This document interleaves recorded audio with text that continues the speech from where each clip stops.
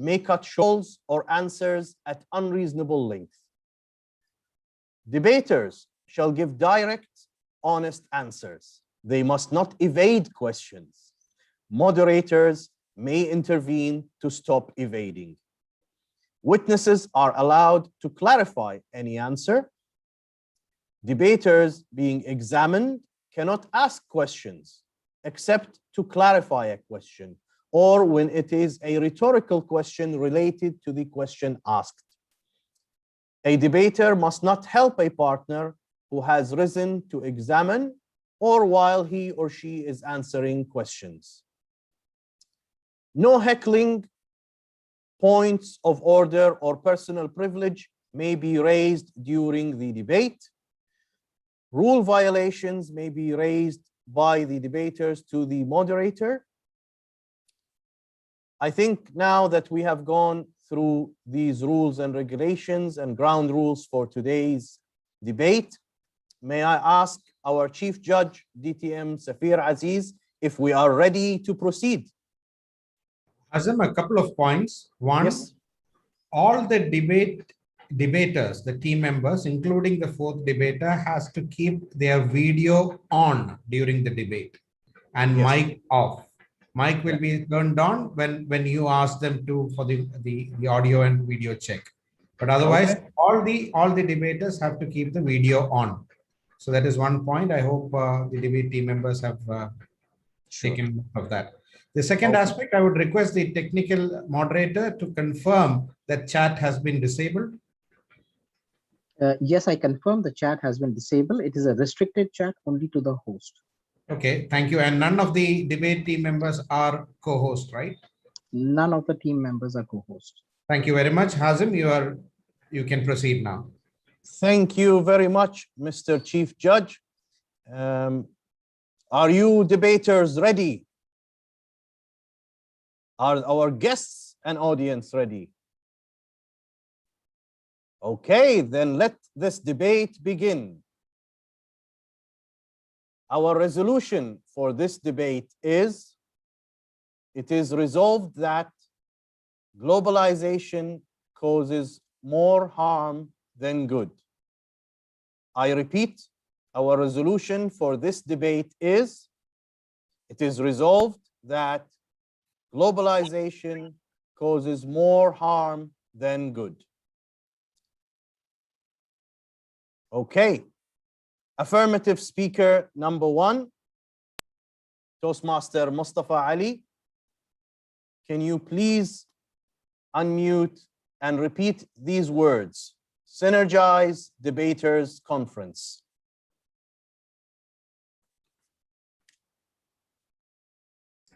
Technical moderator, I don't, okay. Yeah, now I'm able to unmute. Synergize Debaters Conference. I confirm, sir, that you are both visible and audible. Please begin your constructive speech. Your time starts now.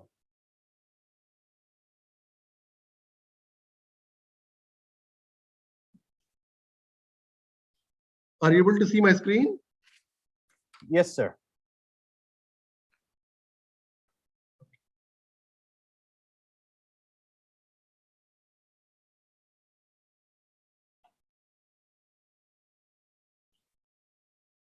Good evening, Toastmasters. This is Mustafa Ali, Captain of Affirmative Team. I, as Affirmative Team Captain, at the outset, hereby reaffirm that we as Affirmative Team are with the motion. Globalization causes more harm than good. I and my team will be presenting logical and factual evidence to prove that globalization is causing more harm than good. We'll be focusing mainly on 3 points. Number 1, how globalization is causing economic volatility and inequality. That will be covered by me. Number 2, how globalization is causing environmental hazard will be covered by team member, Toastmaster Pooja. Number 3, how globalization is harming the human exploitation, causing human exploitation, This will be covered by my fellow teammate Banish. Let me start with the definition of globalization. According to Merriam-Webster, the act or process of globalizing, especially the development of an increasingly integrated global economy, especially by free trade, free flow of capital, and the tapping of cheap foreign labor markets. I like to highlight free trade, free flow of capital, and the tapping of cheaper foreign labor, the keywords. Let me present to you how MNCs are playing in a globalization era. I'm just going to give you a brief example. A factory in a developed country is having 300 employees, which has to follow stringent labor rules and environmental rules. It has costs associated with this. So what these MNCs are doing are using the globalization, free trade, free rules. It is showing as if they are going to invest FDI, doing job opportunities in a developing country, whereas what they're doing is they are using the loopholes in the developing countries to avoid labor rules, to avoid environmental rules. The laborers who are there in this developing country, they are working under unhygienic, unsafe conditions. The environmental hazards that these MNCs are creating in the developing country, these are the backdrop of the MNCs moving in a globalization era. Overall, if you see this yellow color, these are the harms that has been done by MNCs in a globalization era.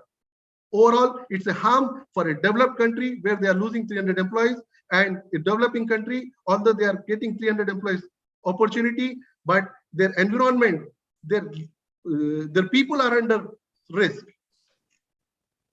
We have 5 main arguments. Number 1, job losses in developed countries.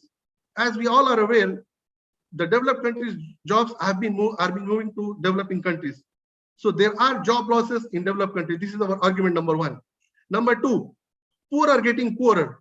If you see this graph, the globalization was meant for actually reducing the inequality between the countries. But after 30, 40 years of globalization or more, still the developing countries are lagging much far behind. The developing countries are way behind the developed countries. So the globalization is not attaining its full potential. It is rather causing harm than good. A typical example is the Congo, the vicious cycle of exploitation from world market integration. This is a study from this econ, where they have clearly told Congo as a developing country has totally lost because of globalization. Our number 3 argument is global players are eating local players. See, the global players, these MNCs, have the muscle power behind them, the money, power, and they are these local players who have with limited resources are made to play in a level playing field. What is this level playing field? A typical example is when in India, Coke and Pepsi entered, they destroyed all the local players. Now there are no more local players. So to reiterate the 3 main arguments, there are job losses in developed countries, poor are getting poorer, global players are hurting lower players. Back to you.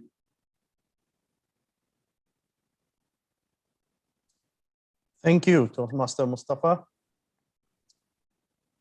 Toastmaster Mustafa Ali? Yes. Are you ready for your cross-examination? If Yes. you are, can you repeat after me the words Synergize Debaters Conference? Synergize Debaters Conference. Thank you. To cross-examine you, we have the team captain from the negative team, Toastmaster Surya Narayanan. Can you, sir, unmute and repeat these words? Synergize Debaters Conference. Synergize Debaters Conference. Thank you, sir. I confirm that you are both visible and audible. You may start your cross-examination. Your time starts now.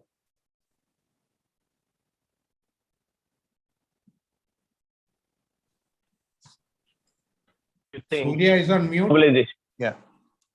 No, I'm not. I'm okay. You are I'm not now on mute. Wait a second, sir. I will introduce you again. Timer, please reset. the captain of the negative team to perform his cross-examination. Can you please say Synergize Debaters Conference? Synergize Debaters Conference. Thank you, sir. You may start your cross-examination. Your time starts now. My worthy opponent, Toastmaster Mustafa Ali Syed, you made an interesting presentation and tried to justify why globalization causes more harm than good. I have two questions for you. First is, you said when a company which is having 300 employees in the developed world, it is shifting its operation to a developing world and it is paying less salary. And that is why it is causing damage on both sides. But let me ask you one important question. Do you know what those 300 people in the developing country were doing before this industry was started? And if this industry is closed, where will they go?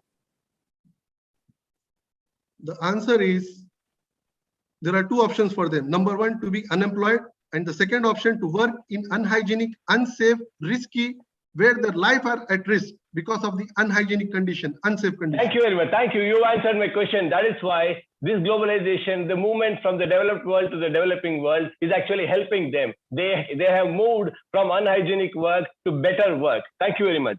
Number two question. You said the poorer are getting poor and the richer are getting richer. This is just a rhetoric. Do you have a proof that this phenomenon is caused by globalization? Can you give one evidence which clearly proves that this is a reason, globalization is a reason for this richer getting richer and poorer getting poorer? Yes, there are a lot of studies. The one I presented is related to globalization only, where the globalization has not attained its benefits. No, it is only showing a graph. It is not clearly proving that globalization is causing it. Yes. It is just showing a trend. Thank you very much. Yeah.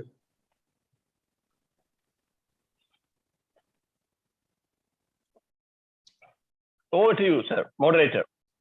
Thank you, Toastmaster Surya. We will observe 30 seconds for the judges to mark their ballots.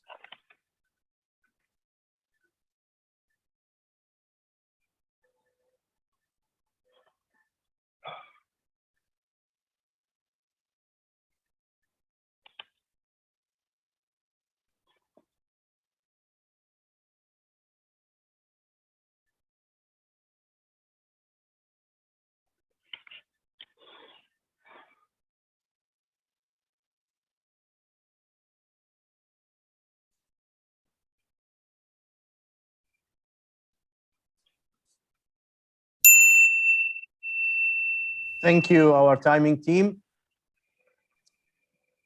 The negative team captain, Toastmaster Surya Narayanan.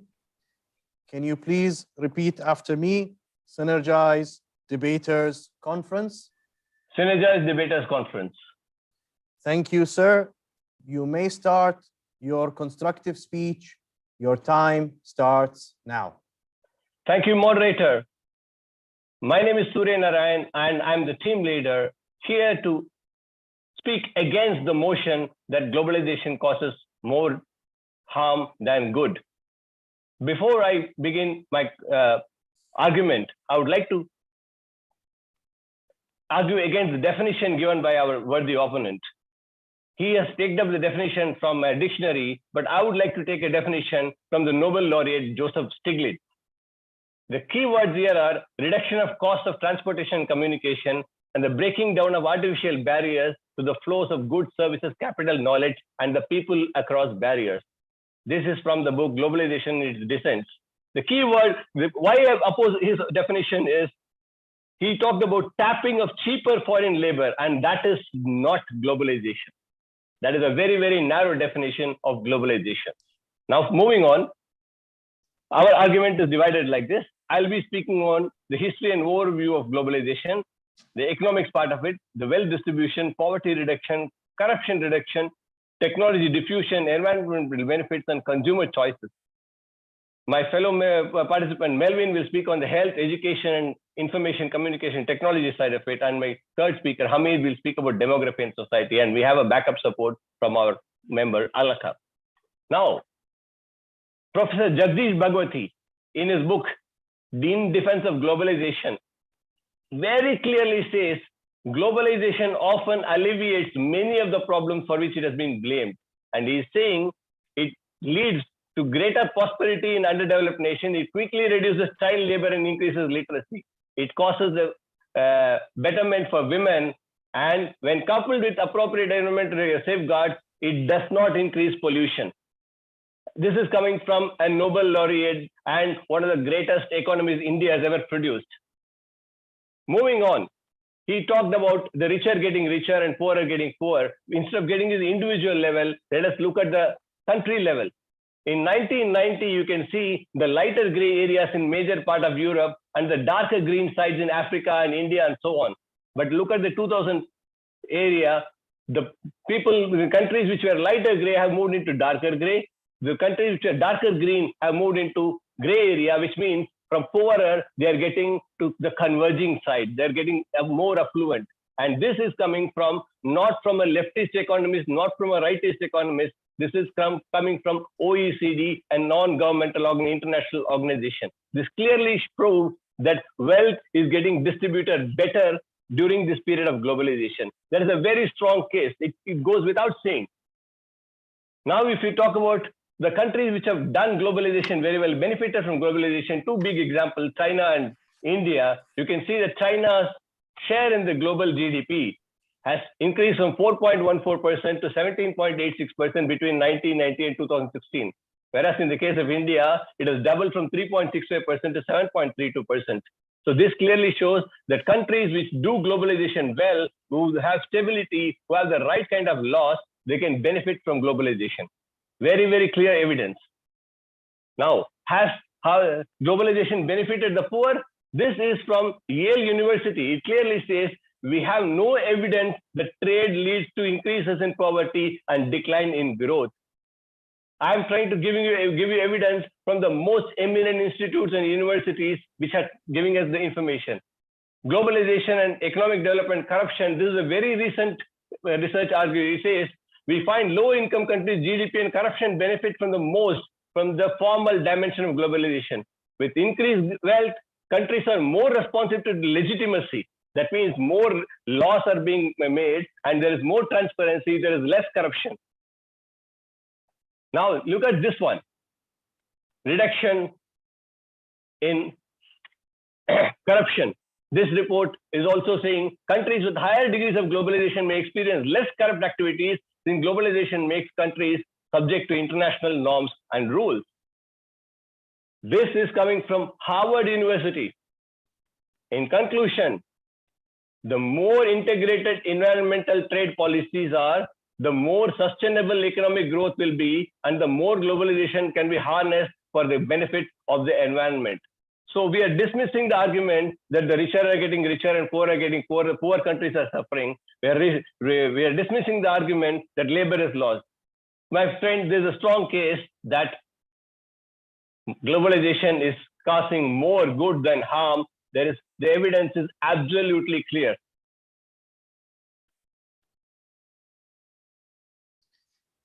Thank you to our timing team. Negative team captain, Toastmaster Surya Narayanan. Are you ready to be cross-examined, sir? Yes. Can you repeat after me? I know you've said this so much, but Synergize Debaters Conference. Synergize Debaters Conference. Thank you, sir. I confirm that you are audible and visible. Can the second debater from the affirmative team, Madam Toastmaster Pooja Bhatt, unmute and repeat after me, Synergize Debaters Conference. Technical moderators, please unmute. Hi, yes, Synergize Debaters Conference. Thank you, Madam Toastmaster Pooja Bhatt. I confirm that you are both audible and visible. You may start your cross-examination. Your time starts now. Thank you, TM Surya, for your speech. My first question to you, you said that countries from the Western or the larger MNCs are not tapping into cheaper labor. Do you mean that a company working in US will pay the same amount of wage to a US citizen that it's paying to a citizen that it's employing in India? I didn't say that. I only said that this is a very narrow definition of globalization. We are trying to cherry pick the problem issues rather than looking at the benefits of globalization. That there is a difference in the wage that is paid to an employee in a certain yes, country as but compared that employee to in the developing country would get even less if he is not working there. Right. So you agree to the fact that payment is differing in different countries, which is why MNCs make employment outsourcing. Yeah. Right. Thank you for your answer. My second question is, you mentioned that companies are moving from borders across places for doing their businesses. Why do you think this is? Why do you think a company is choosing to go to another country? Madam, for this, you need to look at history. From 7,000 years BC, trade has been happening and people have been moving from one country to another to do this thing because I agree with your point. Can you tell me why this is happening? Advantage. I'm just wondering why is somebody going somewhere else? Comparative advantage. This is the basics of economics. This will keep happening whether you call it globalization or not globalization. Right. So it's either cheaper labor. The process has existed since 7,000 years BC. Thank you. I got your answer. Can you also tell us about your thoughts on what's happening in terms of environmental exploitation when companies are moving places? Very clear. If the host country doesn't have good environmental laws, there will be exploitation. But if the country is having good exploitation, good environmental laws, it can be stopped. So there has to be economic stability. There should be no corruption and only growth oriented in favor of the country. Thank you to our timers. Now we shall observe 30 seconds for our judges to mark their ballots.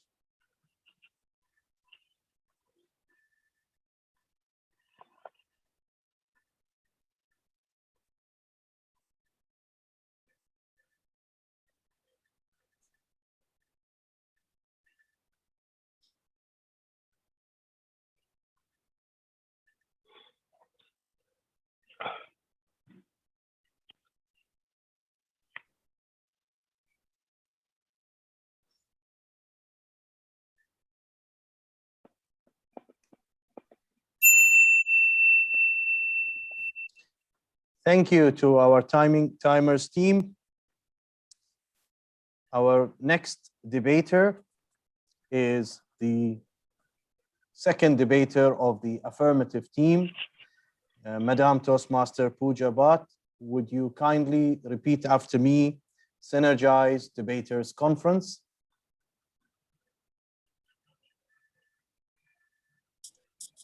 Synergize Debaters Conference. Thank you. I confirm that you are both visible and audible. You may start your constructive speech. Your time starts now. Thank you, moderator and dear Toastmasters.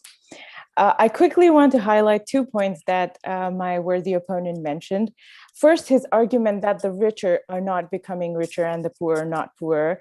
I would like to highlight DHL, which is a world logistics partner, one of the largest MNCs in the world, has its net worth yearly 64% of the world's countries don't even have a GDP equal to the net worth of DHL. Is this not, ladies and gentlemen, making the rich richer and the poor poorer? For his second argument about when he replied to my answer about environment, I will get to these points now in my speech. It is reported by the Harvard Business School that one of the biggest downfalls of globalization is the environmental repercussions coming out of transportation. Ladies and gentlemen, the fundamental of globalization lies in transportation, traveling of goods from one region to across almost half the globe, meaning more fuel, more consumption of all kind of supportive resources, more pollution and rippled effects thereof. I would like to highlight that in 2014 alone, 14% of the global greenhouse gas emission was recorded by the transportation industry. Ladies and gentlemen, this is a non-negotiable consumption that could be reduced if goods were produced and consumed locally.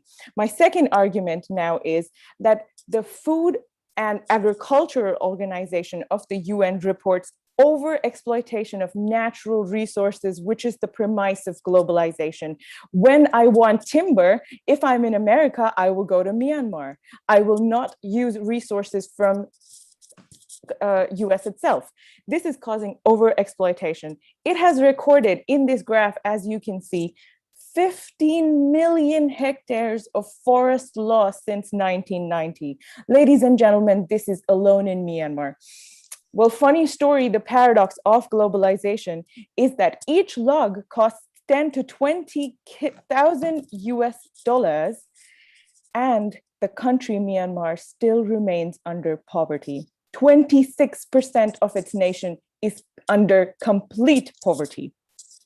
I also want to talk about fisheries, but before moving to all of this, I want to highlight to you, ladies and gentlemen, are you willing to trade human existence and environment so that you can buy a pair of Nike shoe or have a plate of salmon or have salmon for dinner today? Think about it, because globalization's already done this to forests. Globalization's already done this to landscapes. Are you next? Thank you, ladies and gentlemen. Thank you, Madam Toastmaster Pooja Bhatt. May I ask you to repeat again, Synergize Debaters Conference?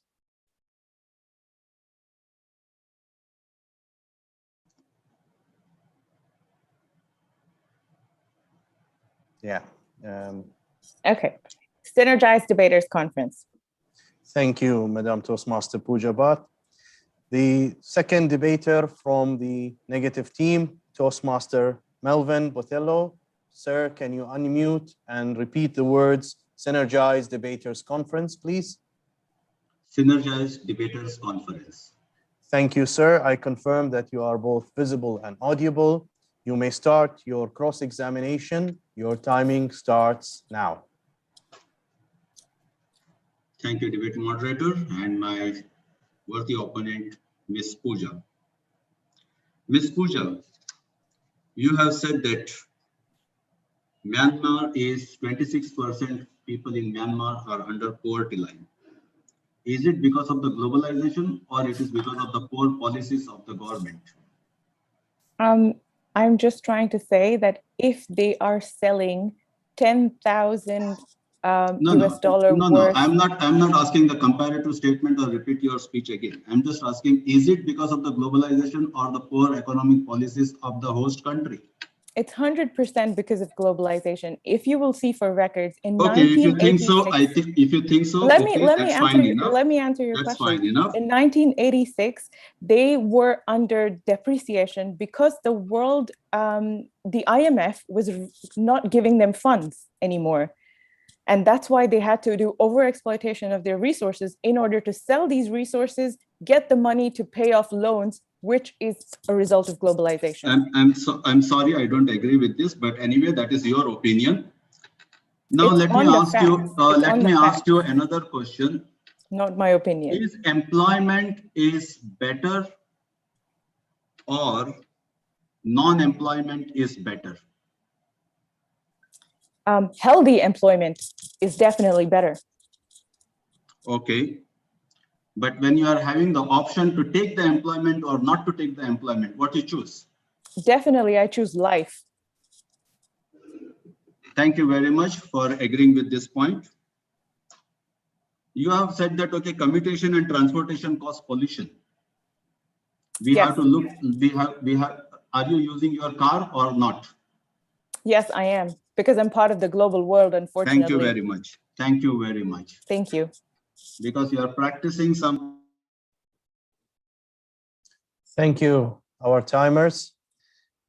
We will observe now 30 seconds for the judges to mark their ballots.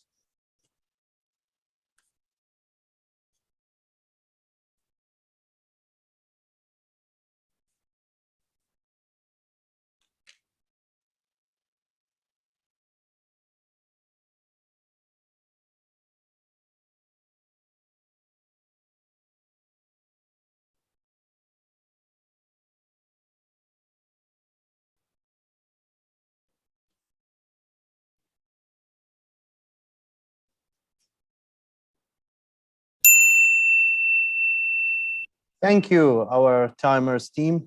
We're doing a great job keeping track of time. Our second speaker from the negative team, Toastmaster Melvin Botello. Can you, sir, kindly repeat after me? Synergize Debaters Conference. Synergize Debaters Conference. Thank you, sir. I confirm that you are both visible and audible. You may start your constructive speech. Your timing starts now. Thank you, debate moderator.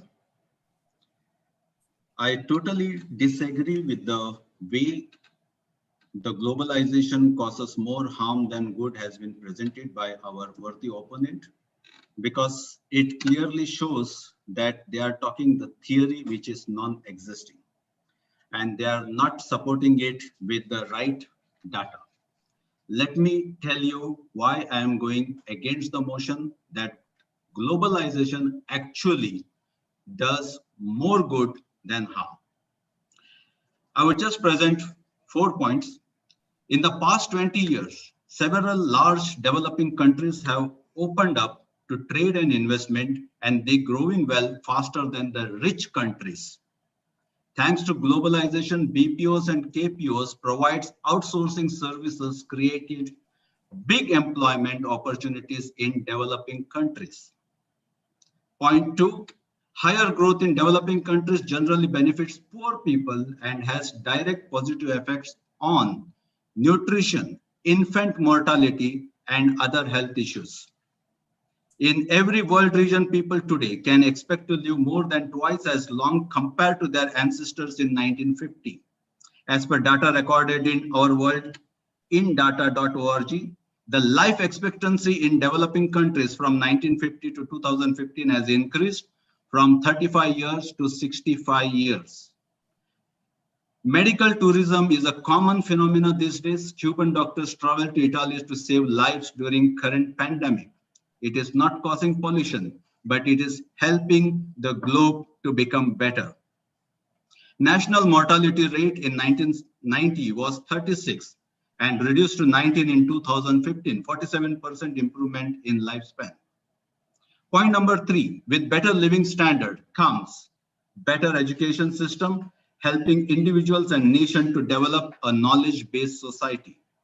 Today, we have universities moving from one country to another country instead of students moving from their home countries to foreign countries.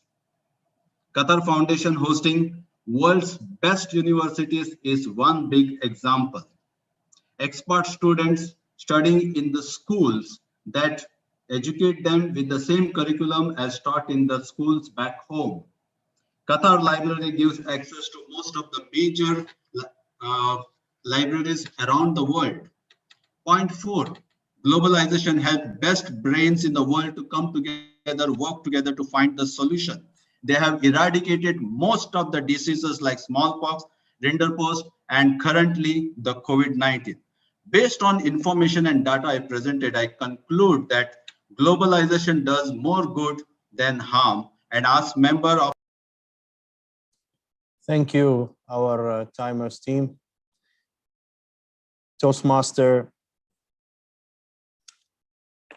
wait your second. Toastmaster Melvin, kindly unmute and repeat after me. Synergize Debaters Conference, please. Synergize Debaters Conference. Thank you, sir. The third debater from the affirmative team, Toastmaster Binesh Jacob, kindly unmute and repeat after me. Synergize Debaters Conference, please. Synergize Debaters Conference. Thank you, sir. I confirm that you are both visible and audible. You may start your cross-examination. Your time starts now. My worthy opponent, Mr. Melvin, thank you for your presentation. It was very well painted. Let me ask you some question. Now, you said big employment opportunities, and also you said developing countries are outrunning the rich countries. Do you have any proof for that? Yes, very much. I have the proof and I have extracted the data from the Bulletin of the World Health Organization. I have taken the data I'm from not the asking about the Swiss law. health. I asked you about the proof that developing countries are fast outrunning the rich countries. That's This what I is want. what I'm saying. The growth rate of the developing So you countries compared to the developed countries you are are citing much a World Health faster and Organization. much larger. Thank you very much. Now, you are also saying that the 20 years, the employment opportunities have opened up in poor countries. Now, do you have data to prove that the employment opportunities are better? Have you given that? My dear friend, you did not cite any source. Not only the data I am having with me that to support it, also you did not cite any source. Live example you did that not I cite am any working in this country and you are in this country because of the globalization opening opportunities outside the home country. Thank you very much. You did not answer my question. Now, my next question is, this resolution is globalization does more harm than good. What have you proved? You just showed globalization exists. We know that. I have already showed the benefits of health, education, and the economic welfare. What more else you want? Doesn't show any data. Thank you, our timers team. We will now observe 30 seconds for the judges to mark their ballots.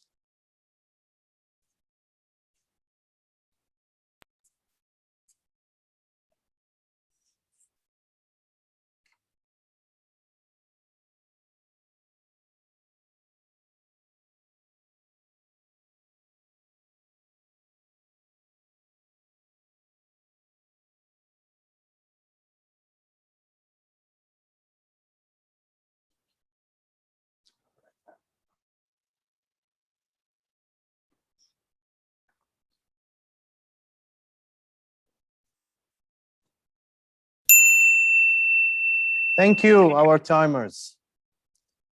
The third speaker from the affirmative team, Toastmaster Benish Jacob. Can you kindly unmute and repeat after me? Synergize Debaters Conference.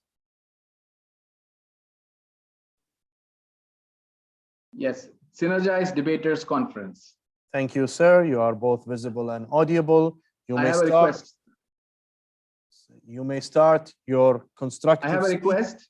Yes, sir. So can the time starts the moment I share the screen?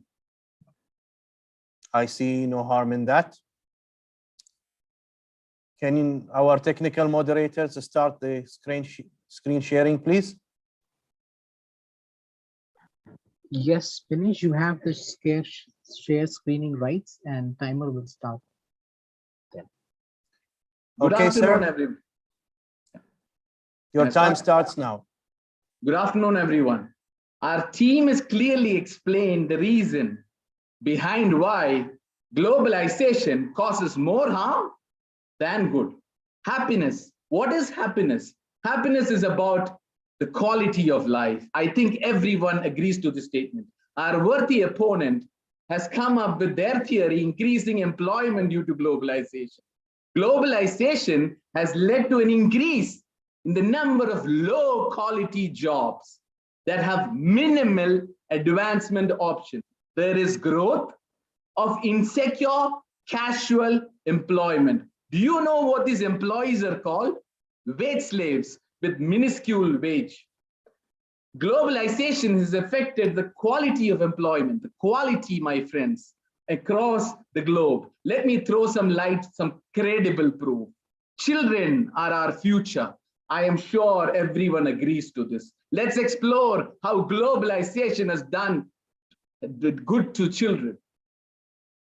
The Bureau of International Labor Affairs published a report on September 30th, 2020.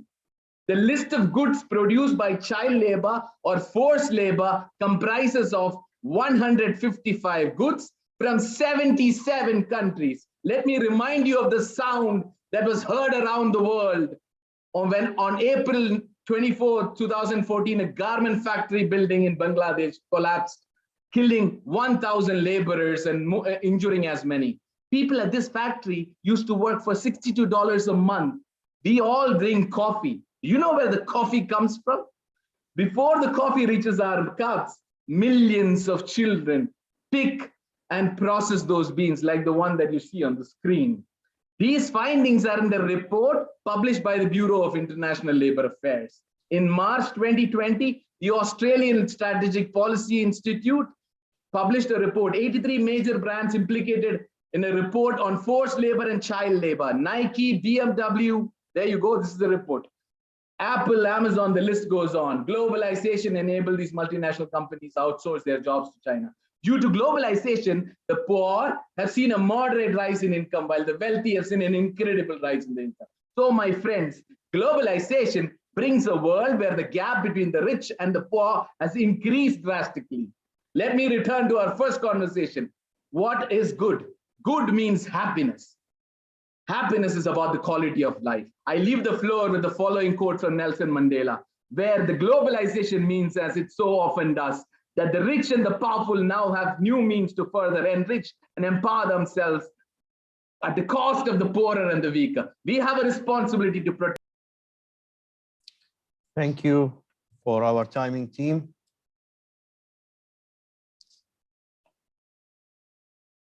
Toastmaster Dinesh Jacob. Sir, kindly unmute and repeat after me. Synergize Debaters Conference. Synergize Debaters Conference. Thank you, sir. May I kindly request the third speaker, the third debater from the negative team, Toastmaster Hamid MT, to kindly unmute and repeat after me. Synergize Debaters Conference. Synergize Debate Conference. Can you raise your voice a little bit? Synergize Debaters Conference. Thank you, sir. I confirm that you are both visible and audible. You may start your cross-examination. Your time starts now. Dear debate moderator, fellow Toastmasters, my respected worthy opponent, especially Toastmaster Binish. How are you, Binish? I'm fine, sir. How are you doing? Thank Wonderful. you for asking. You lost a lot of energy by explaining all what 3 minutes of your required emotions to express, and I was stating the facts. Certainly agree. The logics and facts. You brought a Thank you for letting me know. Yeah, you brought an incident which took place in Bangladesh. That building collapsed, and you are blaming of globalization on that. My question is, when while sleeping at night, do you close your door? Which door? Your main door. You lock it or not? Sometimes I lock it. The security is good here. Yeah. So the reason is that you are locking because you are expecting something. What does do with globalization causing harm? Yeah, I will tell you. I will tell you. This is that I honestly don't understand. Yeah, I'll explain to you because it is a fault of the law. You cannot possibly blame entire things on globalization. Do you know who the garment factory, what garments were being made? That should have been taken care of the law. Local law should have taken care of that. Made in Bangladesh was given to people in US to be worn. You know which all companies are there? I can list out the companies who had their garments, the laborers working for them in the garment. Toastmaster Dinesh, please allow him to ask the question. You mentioned that the international companies are exploiting the developing countries and all. How will they get the job if they trying to exploit? How will they get the job? How did they get the job? They're, do you know the amount of people that are suicided because of this? Thank you for our timers team. We will now observe a 30 seconds for the judges to mark their ballots.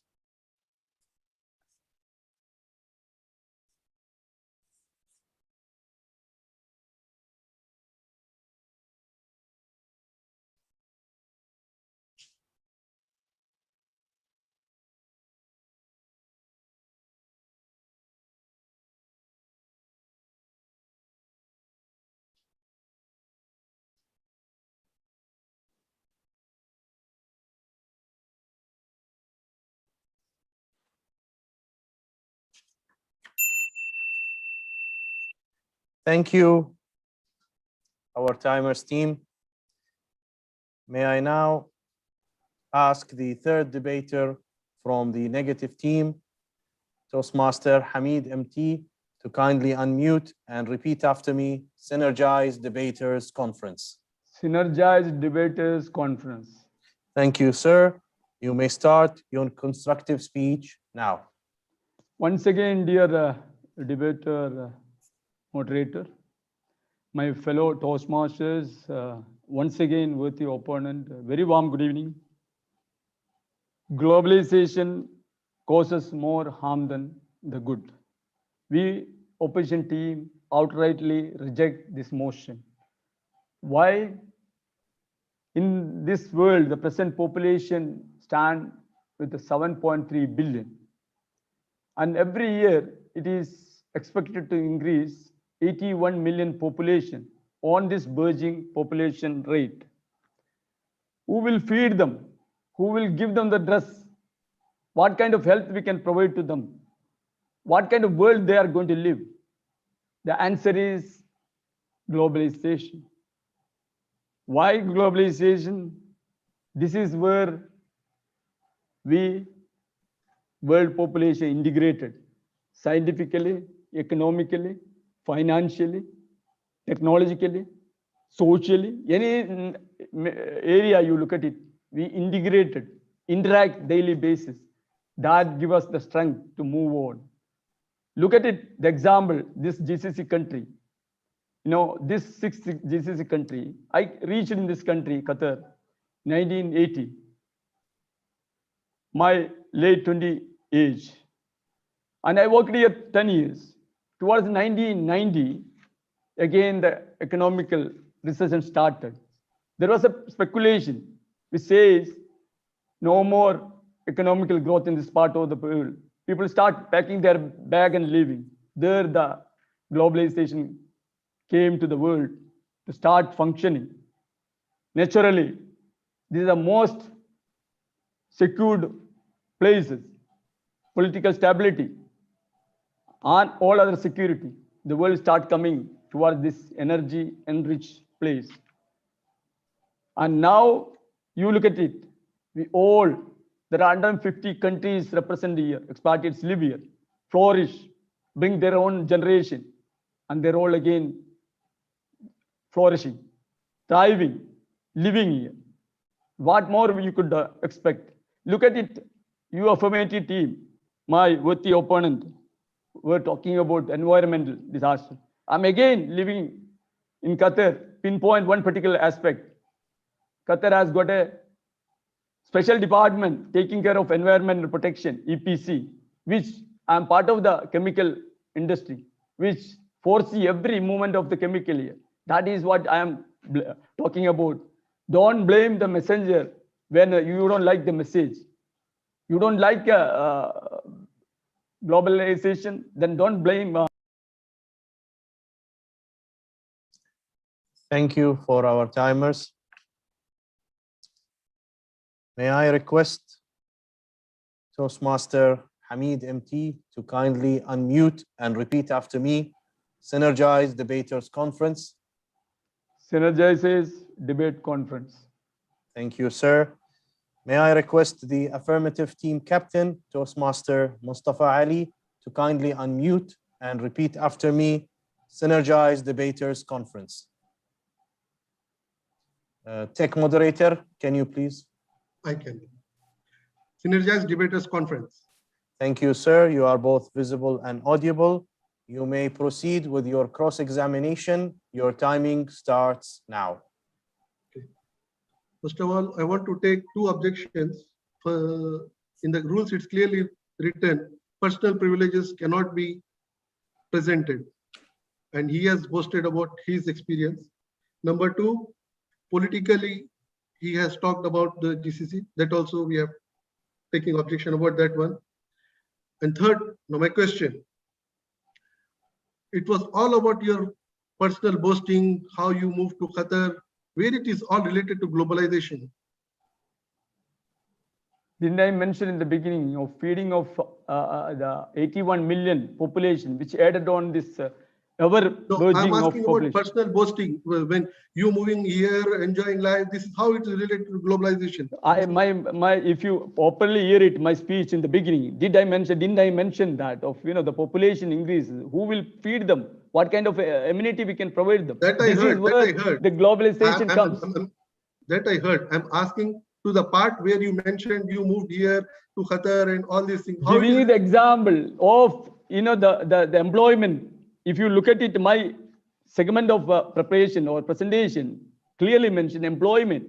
Why these 145-50 countries are employed here? Because of the globalization. we are This is not what because I of meant to say. globalization? That's first of all, it's incorrect. No evidence, nothing. In overall, your speech, there is no facts, nothing, no evidence. Okay. Now coming That to this is part what where precisely we are talking about. You don't like the message. You are just blaming the messenger. This is what you are trying to do. when you talked about population, how it is related to globalization?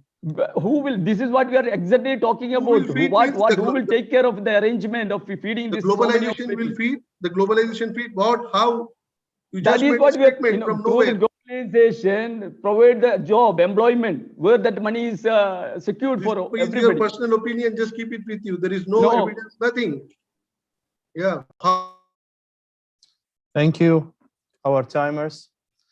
We shall now observe 30 seconds for the judges to mark their ballots.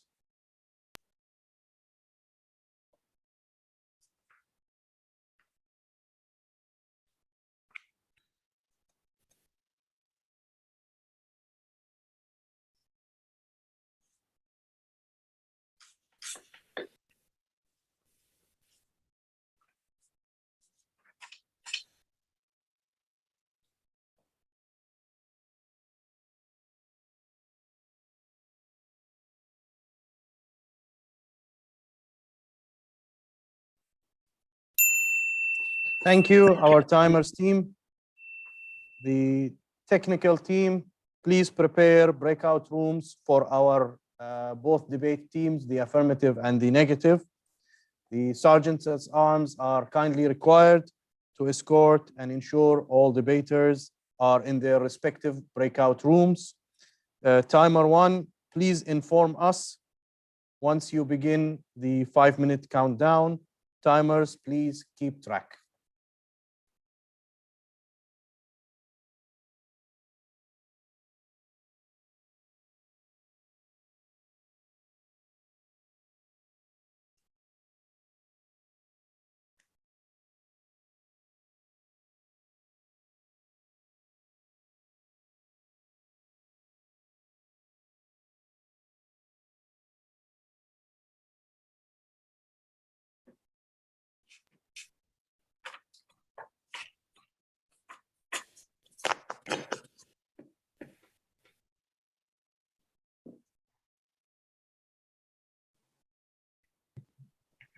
Can we start the timing?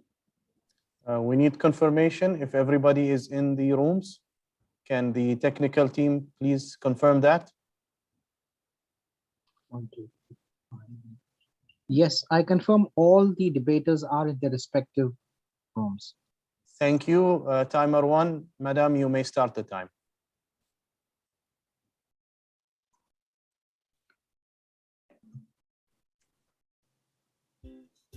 Okay.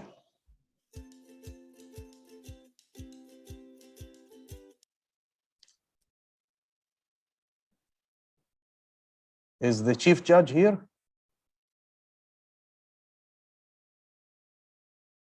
Yeah, yes, Hazim, I'm here. Yeah, okay. I'm just going to comment on one of the riddles. I hope that's okay. Okay. All right. So it was the one about the state of California, if it allows you to marry your widow's sister. I just want the audience to, I want to share my thoughts with the audience. You know, I'm a single parent, so I really don't like my ex-wife, and I was resisting the urge to think about this during the debate, that if I indeed kill my ex-wife, would I still be interested to marry her sister? You know, what kind of riddle is that? It made me think, laugh, become sad, all the emotions in 5 minutes. So good job, the riddle team, you know, keeping us busy thinking about these stuff. I would have rather thought to keep it simple to the sheep. 9 are left, rather than marry your widow's sister.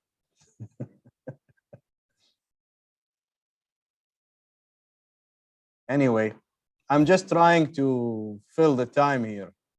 You know, it's very difficult to take a champion speaker and ask him to be silent for 5 minutes. Good luck with that. Okay.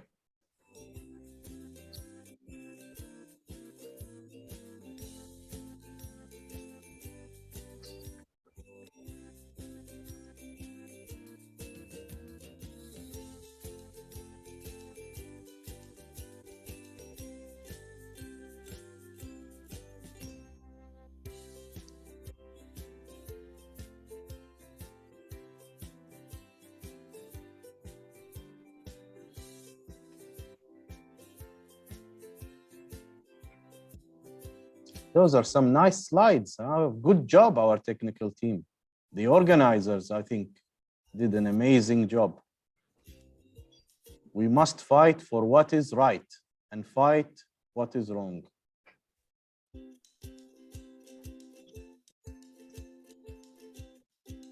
Debating is a skill.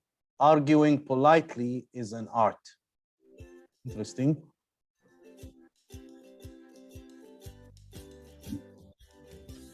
He who frames the question wins the debate. That's too smart for me. I didn't understand it. Randall Terry. Okay.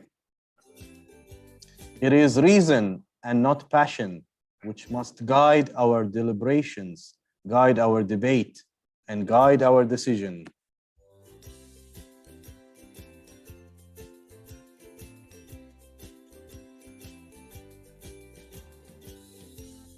The purpose of debates is to explore issues, not to end them. That sounds like a lawyer. To pull off successful attacks in debates, you have to execute with too fast for me. Okay, we're almost done with the time.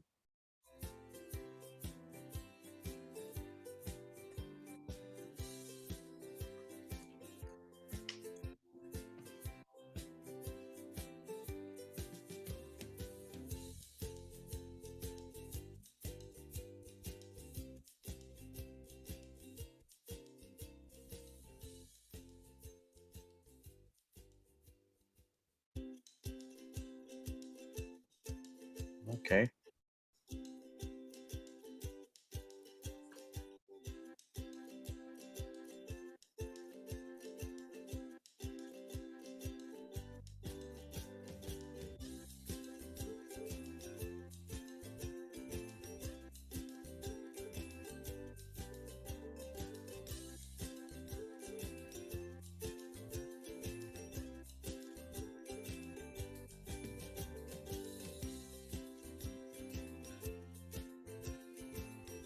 That must be the longest 5 minutes in history. Why does it sound so long when it's silent?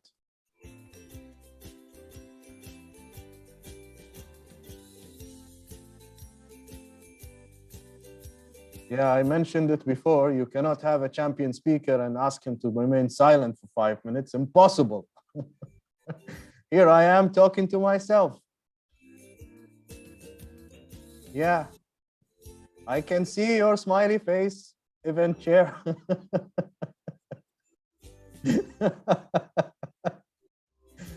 Yeah, laughter is good. That we agree upon. Okay.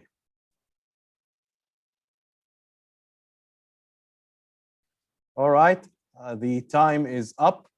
May I request the technical moderators and the sergeants at arms to bring back the debaters to the main room, please, and confirm once all are here.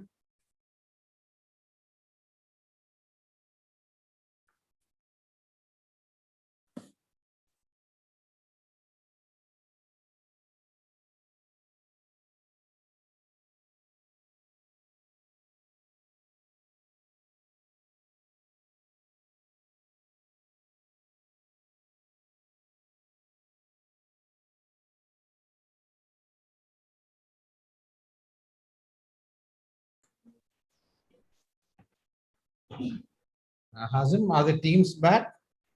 Yeah, I am just waiting for the technical moderator to confirm that all are back. All debaters, could you please turn your videos on?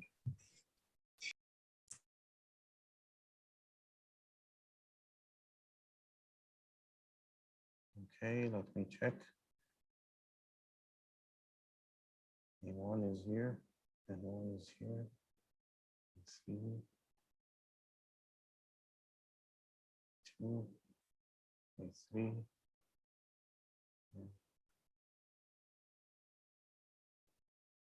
Negative speaker, Toastmaster Melvin, please turn your video on.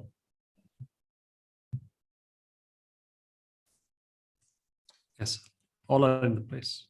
All are here. Mr. Chief Judge, may we proceed with the summary? Yes, please. Okay. The affirmative team captain, Toastmaster Mustafa Ali, kindly unmute and repeat after me. Synergize Debaters Conference. Tech moderators, please unmute. Synergize Debaters Conference. Thank you, sir. You are both visible and audible. You may start your closing remarks. Your time starts now. Good evening, everyone. Thanks to opposition team, our stand that globalization is causing more harm than good is perfect. Let me start with the rebuttal. Speaker 1 team captain has shown Mr. Jagdish study. It's a subjective opinion. Many experts have opinion in favor, in against. We want studies, facts, figures, charts. That was not there. And the other Harvard study which was shown, it was 2000, dated 2000, which is totally inaccurate at this stage. Now, second speaker from opposition team have read it like whatever is there, but there is no evidence, nothing. It has to be shown to the audience. Anybody can present his ideas. It has to be shown. The evidence has to be shown. Otherwise, it's all opinions. And speaker 3, as I said earlier also, we strongly object to the opinions, and it was all personal boasting, so no need of talking about it. And in overall, the two things that we want to counter is, number one, when they said, because of globalization, there is better education in the countries. When we said that the countries are malnutrition because of globalization, they put it to the policy. They are contradicting themselves. Number two, they expect the laborers to work in unhygienic, risky conditions rather than employment. We as know-how people, observance, do we allow this one? No. We will say better be unemployed than be working in a risky situation. These are our stand, our arguments that job losses in developed countries was not addressed at all. Our argument stands still. And poor getting poorer, I have shown the graph, it is related to the globalization only. Although the country's per capita is increasing, the poor people per capita is not increasing. That's the main. And my third argument, global players are hurting local players, was not challenged. It stands still. Local players are getting diminished, they're getting away. They're not in the market. And they didn't address anything about environment. This is the main concern. This is the underlying harm that is happening to all of us. The shipping industry, which is moving from China to so many countries, and because of the centralization, there are so many ships moving because of the globalization, which they have not challenged the environment part at all. And number three, the labor conditions. As I said, my team speaker has said that it's not just about earning income. It's about being healthy, being enjoying the life. That is also important, which our opposition team totally neglects it. They just think that work at substandard conditions just for the employment's sake, which is totally wrong. We stand by our motion and we request the House to please be with the motion that globalization is doing more harm than good. Back to you. Thank you, Toastmaster Mustafa Ali. We will observe 30 seconds for the judges to mark their ballots.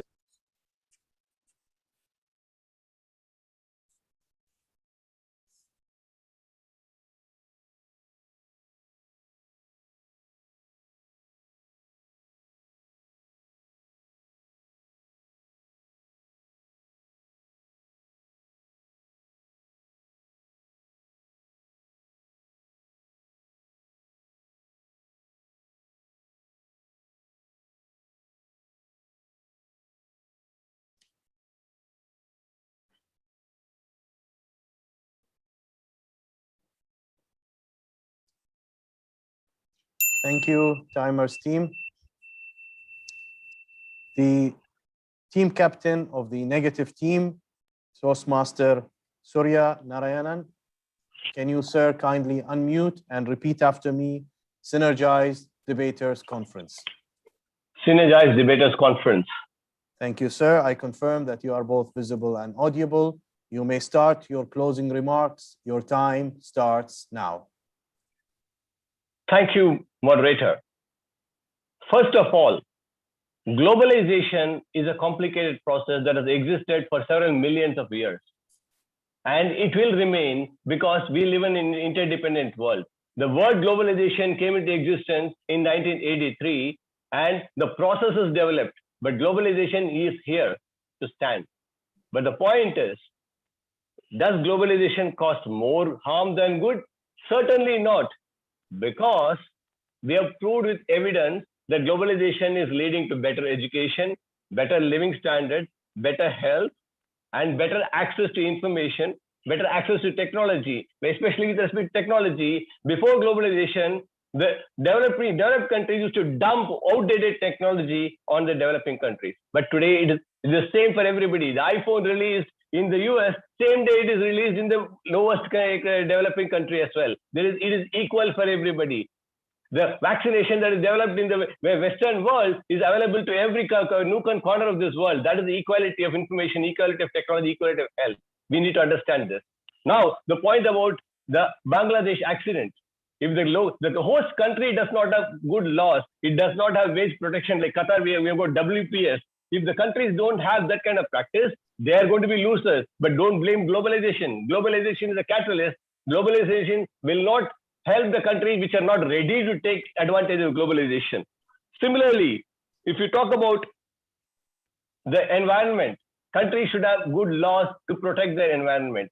Especially if the countries have natural resources and they keep on trading on natural resources, they will lose. If the countries can add value to those resources and sell intermediary goods or finished goods, or if they sell value-added services, they will gain. So it depends on the country's preparedness to take care of globalization. And all the countries are beginning to understand how to take advantage of globalization. The point here is, we are not saying globalization is perfect, nor are we ready to accept globalization is useless.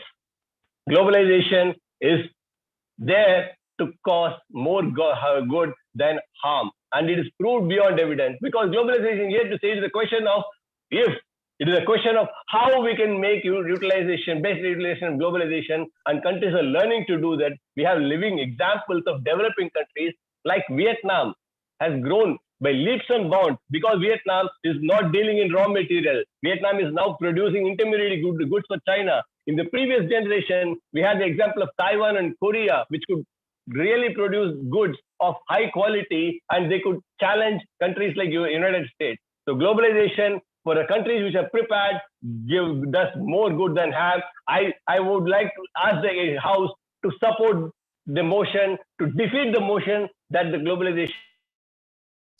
Thank you, our timers team. We shall observe now 30 seconds for the judges to mark their ballots.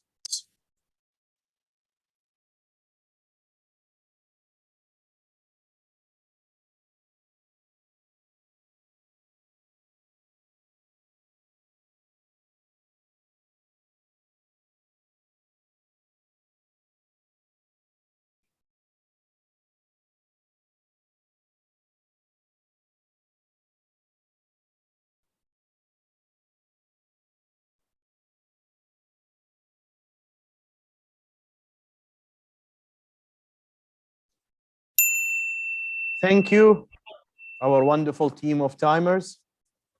Ladies and gentlemen, we have come to the end of our debate. May I request our chief judge, would you like to proceed with your team to the breakout room, sir? No, there is no need for that. You may proceed with the normal as per the agenda. We will manage it separately. Thank you, sir. Well, what a wonderful debate. I think we enjoyed it. Yes, there's a question? Technical moderator, yes? Yeah. Yes, sir. Chief Judge Moderator, if we need to raise any objection now, can we raise it, or what is the forum? Is it addressed to me or the Chief Judge? To both, or Chief Judge better. Okay. Can you send that to me as a Okay. Chief Judge? Yeah. Okay, thank you. Okay, what a wonderful debate. I think everybody enjoyed it. The audience were intrigued and we were all thrilled. With this, it is my pleasure to award you, the fearsome debaters, with your certificates for today. Technical team, whenever you are ready. Okay. Right. Toastmaster Mustafa Ali, the team Hazim, captain. just a message to the technical moderator, Shahriaz. Shahriaz, we are not going to the ballot counting room now. We'll do that at the end of the second debate. Noted, CJ. Okay. So the team captain of the affirmative team, Toastmaster Mustafa Ali. Are we gonna get virtual applause? No? I'm gonna give you applause myself. No. Okay. The second speaker of the affirmative team, Madam Toastmaster Pooja Bhatt. Thank you, Madam. And the third debater of the affirmative team, Toastmaster Benesh Peter Jacob. Thank you, sir, for your participation. And the backup debater from the affirmative team, Toastmaster Ino Budu. Thank you, sir. Now the negative team captain, Toastmaster Surya Narayanan. Thank you for your participation, sir.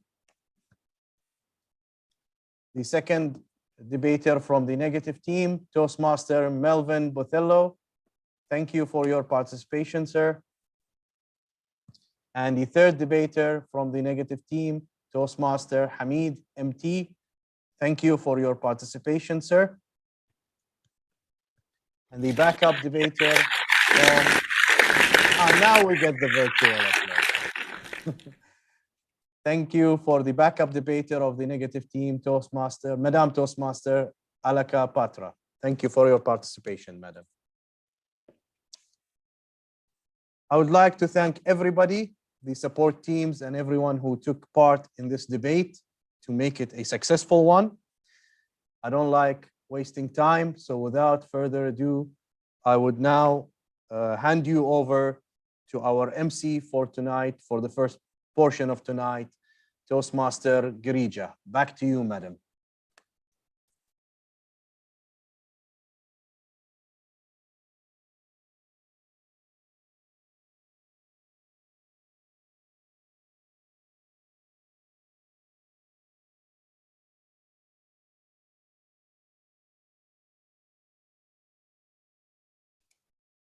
Toastmaster Girija, are you there, Madam?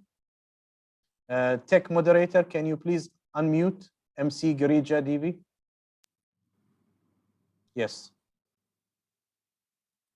And video is not able. Yes, and enable the video, please. The video is enabled. Control is back to you, Madam MC Girija Devi. Thank you very much, debate moderator and our DTAC champion, Toastmaster Hazim Alalawi. Thank you so much. Isn't it? What an explosive performance, right? Like you, I am also excited to know who the winners of this debate are. Before that, tonight, we have some dignitaries with us. The important personalities, we want to hear from them also, right? I would like to request immediate past regional advisor, Region 11, who is in this room to share a few words with us. DTM Ali Shabas Ali. Please take the screen and share a few words with us, sir. DTM Ali Shabas Ali, sir, we want to hear from you.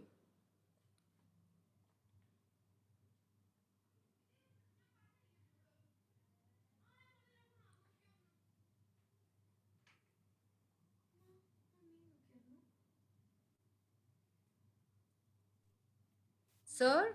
Hello, everybody. Event chair, DTM Gayatri, organizers. I can see my good friend Hazim Al Alawi performing after a long time. Thank you very much for doing this for everybody. From whatever I could catch up with issues on globalization, it reminds me so much of World Cup. You know, whenever the World Cup begins, we see who is in the semifinals, who goes in the finals. I get the same feeling today. I'm so excited to see who goes in the finals. It's the World Cup feeling. The best thing about debates, which is organized by the same organizers who did it last year and this year, you're putting all these efforts, and I'm seriously thankful for all what you're doing. Amazing efforts. Few people get into debate, and audience, they benefit from both sides of information. They get really valuable information. It was a very mature discussion, and especially the cross-examination round. So I enjoyed it, and looking forward for the next round. Thank you very much for having me here. Over to you, MC. Thank you, sir. Thank you for your feedback. Now, I would like to invite Hamza Ali to share a few words with us. Sir, the floor is yours. Hamza Ali, sir, could you share a few words with us?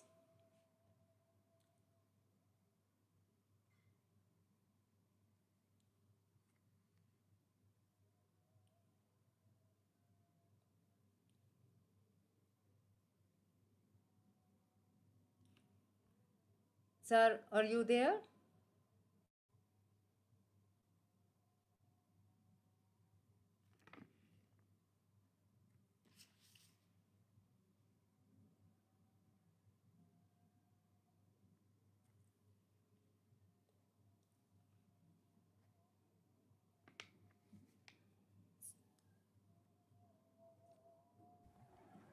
Can I move with Can we see? Can I move with the other person? Yes, please. But we need to go for a 5-minute break before we do that. Please remember, Yes. we have a 5-minute break. Let's announce the break. Thank you. Okay. So at this point, we will have a 5-minute break, and I would like to request everyone to be back on time for the second round of the knockout night. Thank you so much. This is Girija, MC. Hold on and stay back.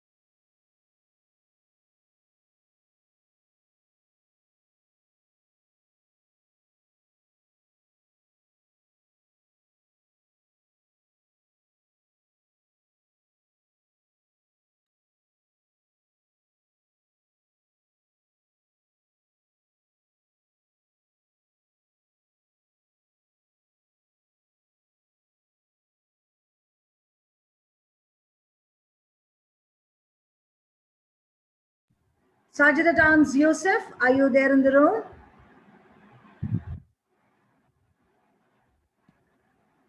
Good evening. Yes, ma'am. I am Yes, there. the time is up. Team, are we all ready? Take it away. Hello, everyone, and welcome back after the short break, ladies and gentlemen. We just finished an exciting debate earlier, and now it's time to start the second debate of the day. My name is Yusuf As-Saloom, and I'm your Sergeant at Arms. And let us jump directly to the ground rules. Please keep your mic muted and your videos off unless you're requested to do. Speakers are kindly requested to avoid topics related to sex, religion, and politics in their speeches. For a better viewing experience, it is highly recommended to switch your Zoom account to a speaker's view. Please note that the recording is on, and now it is time to hand over the mic to the proceedings of our MC, DTM Abdel Nabi Al-Wardi. Over to you, MC. The screen is yours.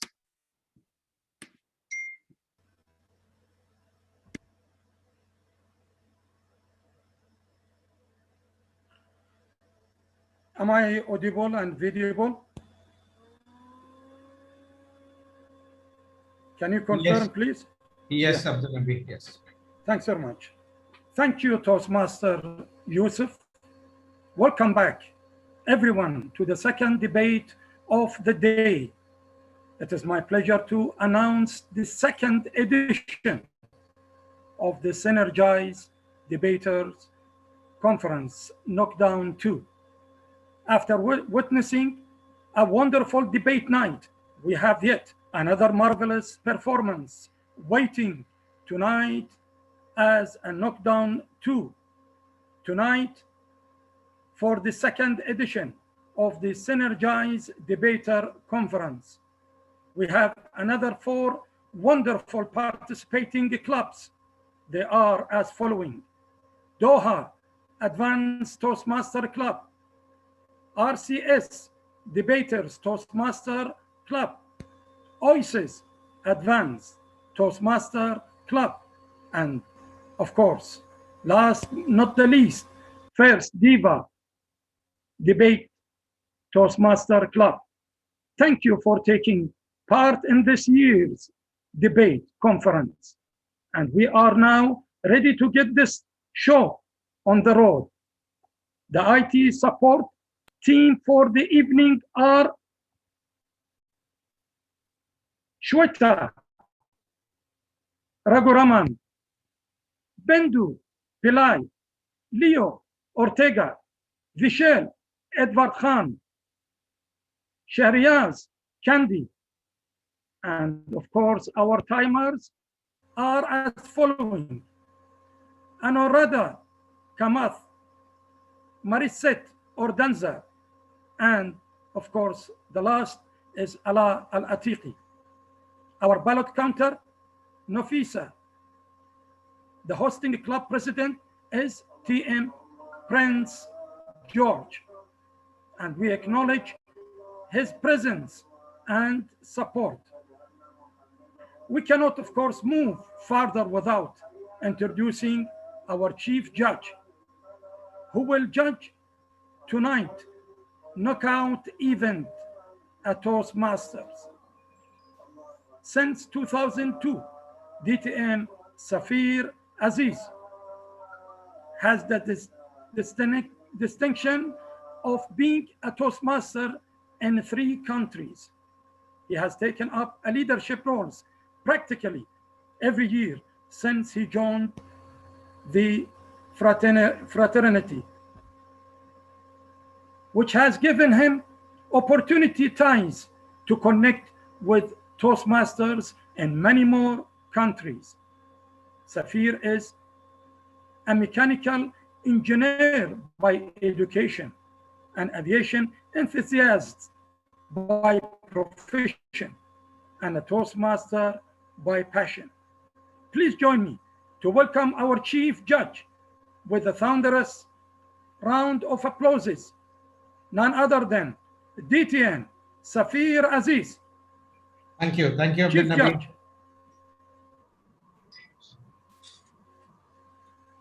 You're welcome. Chief Judge, will you give me permission to introduce tonight our debate moderator? Please now, proceed. Please proceed, distinguished Toastmaster Abdul Nabi. Thanks very much, DTM Safir Aziz. And now let me introduce you to our debate moderator who will lead the debate session tonight. None other than Toastmaster Hazim Al-Alawi. He has been a Toastmaster, is in competitive public speaking.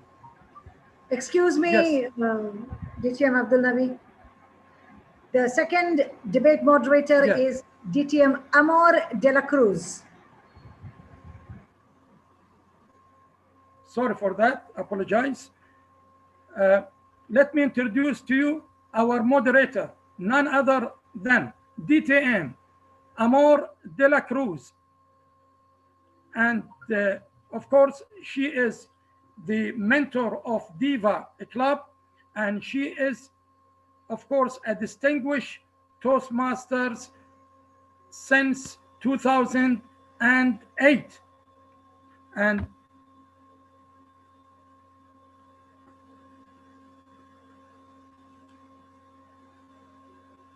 DTM Amor de la Cruz, the floor is yours.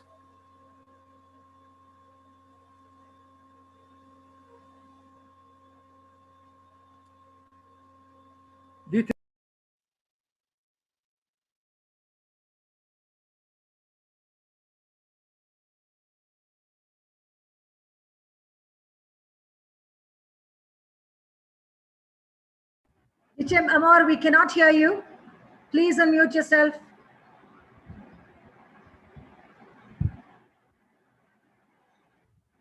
All right, thank you. Now, all right, thank you so much, Stacey. Thank you so much, DTM Abdul Nabi. Good evening, dear dignitaries, organizers, fellow Toastmasters, and guests. Welcome, welcome to Synergize Debaters Conference Year 2. Are you all excited? I am more excited than anybody else here, though I'm not debating. Before we start with the debate proper, please allow me to share a few ground rules. This debate will follow the Toastmasters International recommended format and will consist of 3 debaters on each side. And their speaking order are as follows. Their speaking order is as follows. The affirmative team is First Diva Debate Club, headed by its team captain, Hassanin Al-Safar. The second debater is Aji Joshua. And the third debater is Anil Patslangaya. We have a backup speaker, and that's Ahmed Rizvi. The negative team is Oasis Advanced Club, headed by its team captain, Keith Tayalek. The second debater is Debashis Sahu, and the third debater is Aziz Mohammed. They also have a backup speaker in the person of Deepika Qatar. Debaters shall speak according to their team sequence, during which we kindly request you to keep your videos off and your microphones on mute. The chat will be disabled for everyone. Also, please remember that heckling any debater during the debate is not allowed. Debaters are requested to keep their videos on all the time, their devices charged, and with stable internet connection. If any debater has unstable internet connection or is unable to speak for 30 seconds, the backup debater will take over exactly from where the connection was lost. Our timers for this debate are Anuradha Kamath, Ala Alatike, and Mariset Ordanza. In this order, Anuradha Kamath, Mariset Ordanza, and Ala Alatike. And the timing rules are as follows. Timer 1 will keep time for all speeches and unmute affirmative team speakers. Timer 2 will unmute negative team speakers. And timer 3 will be back up and keep time with timer 1. If there is any connectivity issue with timer 1, timer 3 will take up timer 1's role within 5 seconds. Speaking of timing, the timing rules are as follows. The team captain's opening speeches will be for 5 minutes. The green light will be shown at 4 minutes and 30 seconds. The yellow at 4 minutes and 40 seconds, and the red will be shown at 4 minutes and 50 seconds. The debater's microphone will be muted at exactly 5 minutes. The speeches by the second and third debaters, as well as the summary, will be for 3 minutes. The green light will be shown at 2 minutes and 30 seconds, the yellow at 2 minutes and 40, and the red at 2 minutes and 50 seconds. The debater's microphone will be muted at exactly 3 minutes. Speaking of cross-examination, the cross-examination segment will be for 3 minutes. I should say 2 minutes. The green light will be shown at 1 minute, the yellow light at 1 minute and 30 seconds, and the red at 2 minutes. After which, microphones of the examiner and the respondent will be muted. There will be 30-second break before every constructed speech for the judges to mark their ballots. At 5 minutes a 5-minute breakout session will be allocated for both sides to regroup and discuss before the summary speeches. Teams are offered the option to benefit from the breakout rooms, and they will be escorted by the assigned technical moderator plus timer plus chief judge. Technical moderators will ask the timers to start a 3-minute countdown after making sure all team members have joined the breakout room. The use of mobile phones is not allowed in the breakout session by any of the team members. Once the 2 minutes are over, the team members will be moved back to the main room. No new material is allowed during the summary speech. Normally, the moderator has the right to intervene when a debater gives new material, but to avoid technical glitches on this virtual platform, the moderator will indicate to the judges that there was evidence of new material for them to consider. The decision made by our judges is final. Please address all remarks through the moderator, and that's yours truly. Teams can role play that they represent an interest group, etc. Debaters shall treat each other with respect.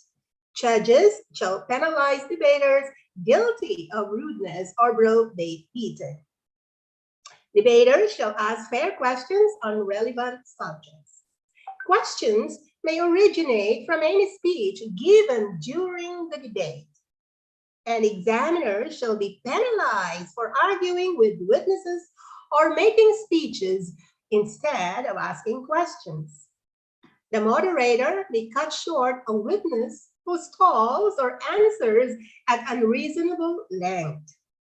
Debaters shall give direct, honest answers. They must not evade questions. Moderator may intervene to stop evading. Witnesses are allowed to clarify an answer, and debaters being examined cannot ask questions except to clarify a question or when it is a rhetorical question related to the question asked. A debater must not help a partner who has risen to examine or while he is answering questions. No heckling, points of order, or personal privilege may be raised during the debate.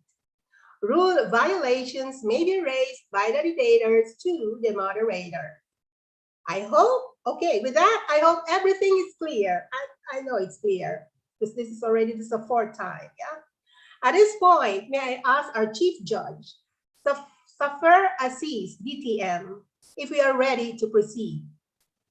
Yes, please. All Go right, ahead. thank you, Chief Judge. Are our debaters ready? I can't hear anything. Hello, debaters, are you there? Yes, we are ready. Yeah. Yes, we are ready. All right. And our guests and audience ready? Yes, I know, they cannot speak. All right, so let the Synergize Debaters Conference Knockout Round Day 2 session begin.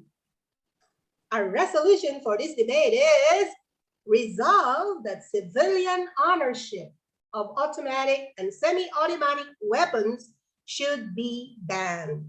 I repeat, our resolution is resolved that civilian ownership of automatic and semi-automatic weapons should be banned. All right, so may I now call on to start the debate proper. May I now call on the team captain of the affirmative side, Hassanin Al-Safar. Hassanin Al-Safar, unmute and say, Synergize Debaters Conference. I can't hear you. Synergize Debaters Conference. Wow, you are audible and visible, Hassanin Al-Safar. Your constructive speech starts now.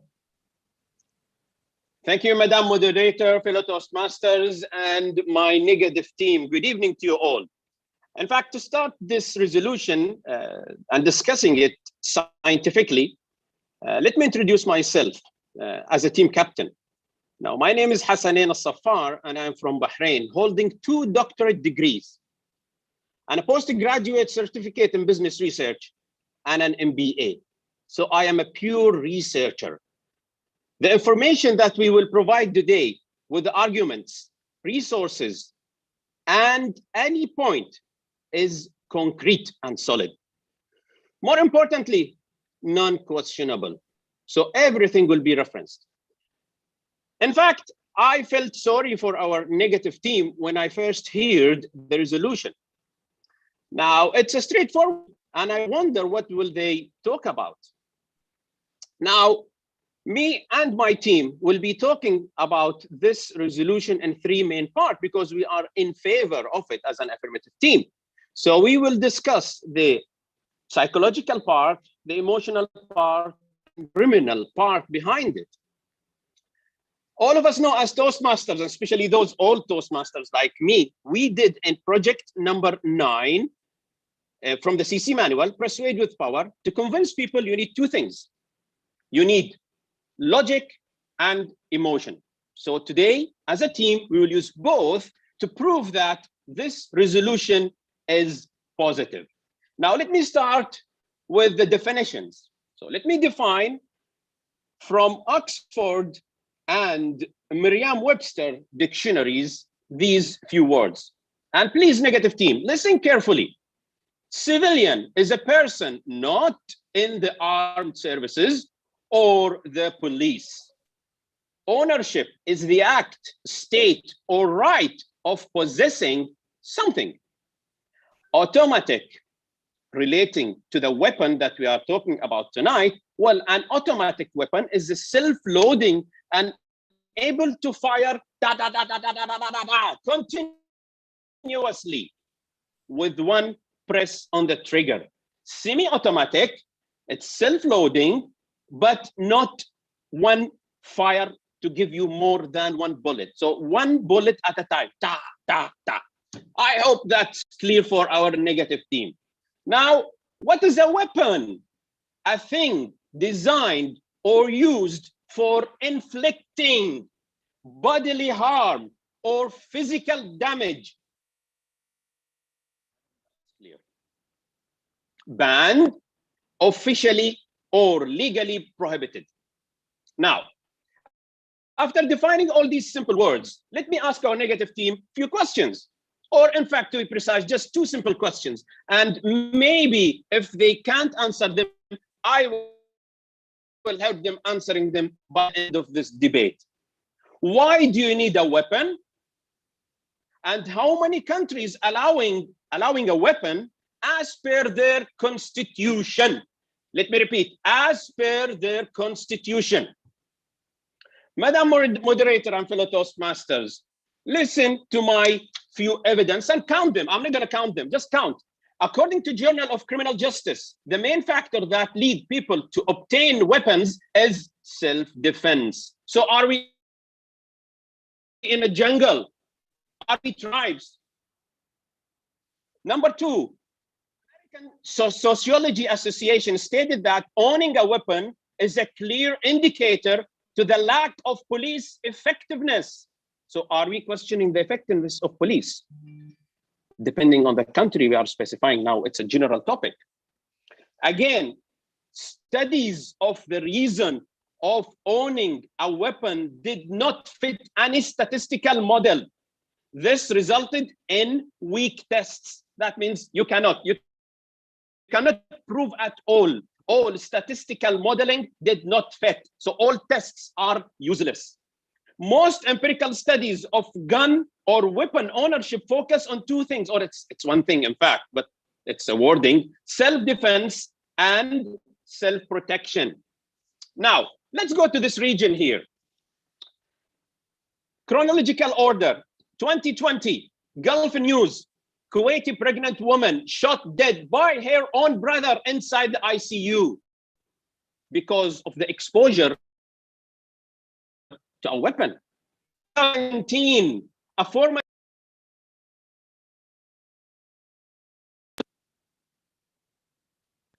and Kingdom School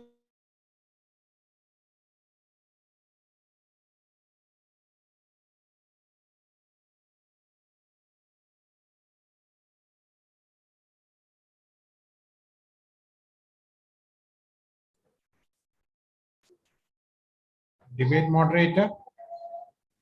Okay. All right. Thank you, Toastmaster Hassanin. May I now call on the team captain of the affirmative, to cross-examine, I'm sorry for that, to cross-examine Hassanin Al-Safar, team captain of the affirmative team, is the negative team captain, Kita Yalek. Kita Yalek, please unmute and say, Synergize Debaters Conference. Synergize Debaters Conference. All right, you are audible. Debate moderator, please check and confirm with the affirmative team speaker as well, whether he is audible. Okay, all right. Wait a minute, let's go back to that. Affirmative team captain, Hassanin Al-Safar, please unmute and say, Synergize Debaters Conference. Synergize Debaters Conference. All right, you are audible and visible. Now back to Kita Yalek, the negative team captain. Please unmute and say, Synergize Debaters Conference. Synergize Debaters Conference. All right, you are audible and visible, and your cross-examination starts now. Thank you, moderator. My worthy opponent, Hassanin, you said, why do you need a weapon? In your opinion, what do you think? Why do you need a weapon? It's not in my opinion. It's what the science says. The science says the requirement of a weapon is for self-defense. Okay, so you don't need any self-defense for yourself or your family? I don't need. Thank you. Thank you very much. So in your knowledge, how many countries they have permission to use the civilian arms? Well, thank you very much. That was my question. So you please answer it. No, since you said I wanted to test whether you are aware of that or not. That is the reason I'm asking. I am very much aware of it, and I have the answer in front of me here. Okay, can you explain that? Of course, it's according to World Population Review. So note that down. 175 countries are banning the firearms. Only 3 countries allowing it as per the constitution. Note that down, as per the constitution. That means officially. I strongly object your point because it is not real, because it cannot be 175 countries banning is not at all real. I'll move to the next question. You said, please listen carefully to what I said. Yep. Listen carefully. I said, as per the Constitution. It makes a big difference by allowing as per the Constitution. Note that down. Okay. Words Okay, are but, critical. okay, but it's not that they are banning. They are not. It's not specifically mentioned that 175 countries banning. That word is not there. Okay. Now you said, are we lagging? Please revise word population review. No problem. No problem. You said Sorry, again? Lack of police effectiveness, but have you ever seen police come before crime happens? Is that they predetermine the?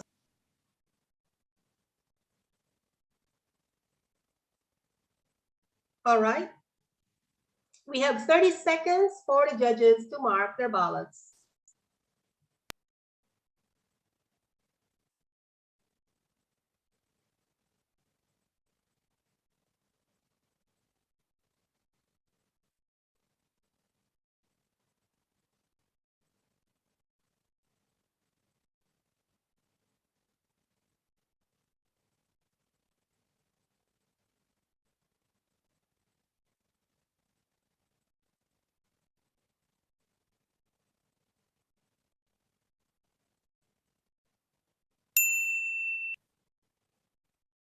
All right. 30 seconds is over. Now let us call the negative team captain, Keita Yalek. Keita Yalek, unmute and say Synergize Debaters Conference. Synergize Debaters Conference. You're audible and visible. Your okay, Keita Yalek, your constructive speech starts now. Debate moderator, my worthy opponents and fellow Toastmasters, good evening. We are negative team opposing the motion civil ownership of automatic and semi-automatic weapons should be banned. As a team leader, I would take our stand on the definition of the motion. As a debate number one, I will speak on why civilian ownership of automatic and semi-automatic weapons should not be banned. Debater number two, Debesis, will speak on what would be the advantages for people and society at large. Debate number three, Aziz will speak on measures for effective control. We negative team agree the definition provided by the opponent team. Our team strongly and resolutely oppose the motion because argument number one, it undermines self-defense of the people. The main theme of this debate is personal security and greater good for the society. But if the motion is passed, it undermines self-defense and security of people. The fundamental right of every citizen for self-protection should be well preserved in order to ensure safer societies. A research paper published by American Journal of Criminal Law states that law-abiding citizens use guns 2.5 million times a year or 6,850 times a day to defend themselves against criminals. Though guns are used 2.5 million times a year, overwhelming majority used to brandish or fire a warning shot to scare their attackers. If civilian ownership is legally banned, only law-abiding citizens will be unarmed and therefore would be the easy prey of criminals and lawbreakers. I want to tell you one small example. I am from the country Sri Lanka and we had a civil war. One day I have witnessed one of the police officers was returning home unarmed and he was intercepted by the rebels and he was shot dead on the spot. Had he been given the license to carry the arms, he would have actually tried to protect himself. Argument number two, greater good for the society. The same research paper states that widespread defensive gun ownership benefits society as a whole by deterring burglars from entering occupied premises and by deterring confrontation offenses altogether by an unknown proportion of criminals who might otherwise be attracted by the immediate profitability of robbery or any other gains. Even when criminals are not so deterred, widespread gun ownership may frighten them sufficiently to reduce the overall number of such offenses. This evidence disposes of the claim that banning automatic and semi-automatic weapons produces few social benefits. Argument number 3, no governmental responsibility. Banning the use of such arms promotes a further expansion of the black market. Such arms will still be available, just not legally. Why is this problematic? Because no checks and balances in black markets, no governmental accountability, black market mess up spectrum of gun violence and crime furthering. It shows that the state has failed in looking after its citizens and creates havoc in society. Argument number 4, freedom of choice. In democratic country, every individual has freedom of choice to own the weapons. Banning the weapons is against their freedom of choice. I wanted to come back to the my worthy opponent's statement. He said, are we lacking the confidence on the police effectiveness? I wanted to ask the audience and our house today, how many countries or how many incidents in the world you have seen that police is coming before the crime occurs? Everywhere police comes after everything is over, they come just to do the investigation. Then how, if people have to protect themselves, they should be given the license and they should be given the permission to have the weapons for themselves. And also, say our opponent said self-defense and self-protection. Yes, that is the reason we are arguing that since you as a person for the motion, you said people need guns for the self-defense and self-protection. That is the reason we are saying it should not be banned. Over to you, moderator.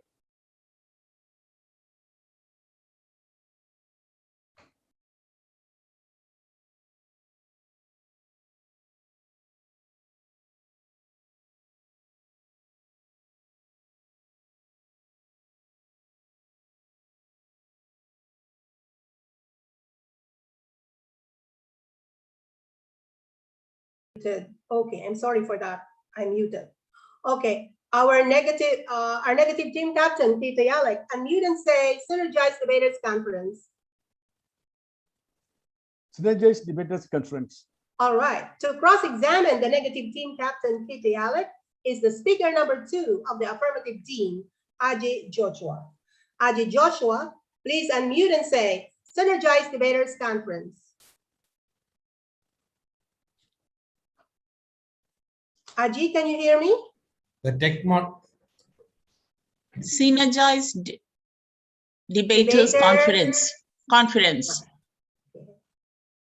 All right, you are audible and visible. Ajay Joshua, your cross-examination starts now. August jury and my opponent speaker, Kate Tayalan. Do you agree that our motion is about weapons ownership with civilians, and you told a story about a policeman being unarmed? How can it relate here? Yes, policeman with unarmed, I said very clearly, off duty. When he is off duty, he is equal to a civilian. Sorry, please understand that. No, because, when he is a policeman, he is not a civilian at any time. On duty or off duty, he is a policeman. 24/7, he is a policeman. I'm sorry to say that, madam. Off duty policemen or police officers are not allowed to carry their weapons. So that is the reason. But I am telling you, then why the civilian should be allowed?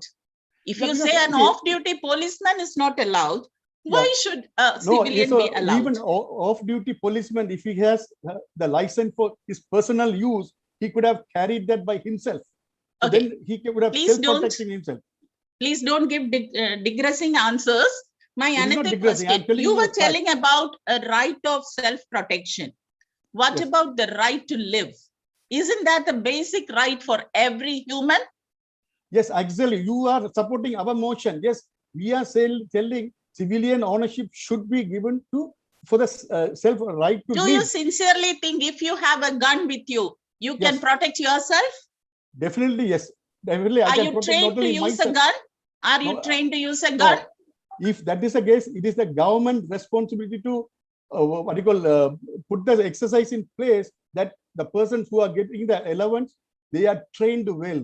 So you only, don't mean every civilian. no, You mean no, only that the is a trained responsibility. people. Yes. That Yeah, is the it is, police yeah, it who is are not there banning. to protect us. No, no, no, no. Even civilian can be trained and given the. All right. Thank you so much. Now we have 30 seconds for the judges to mark the ballots.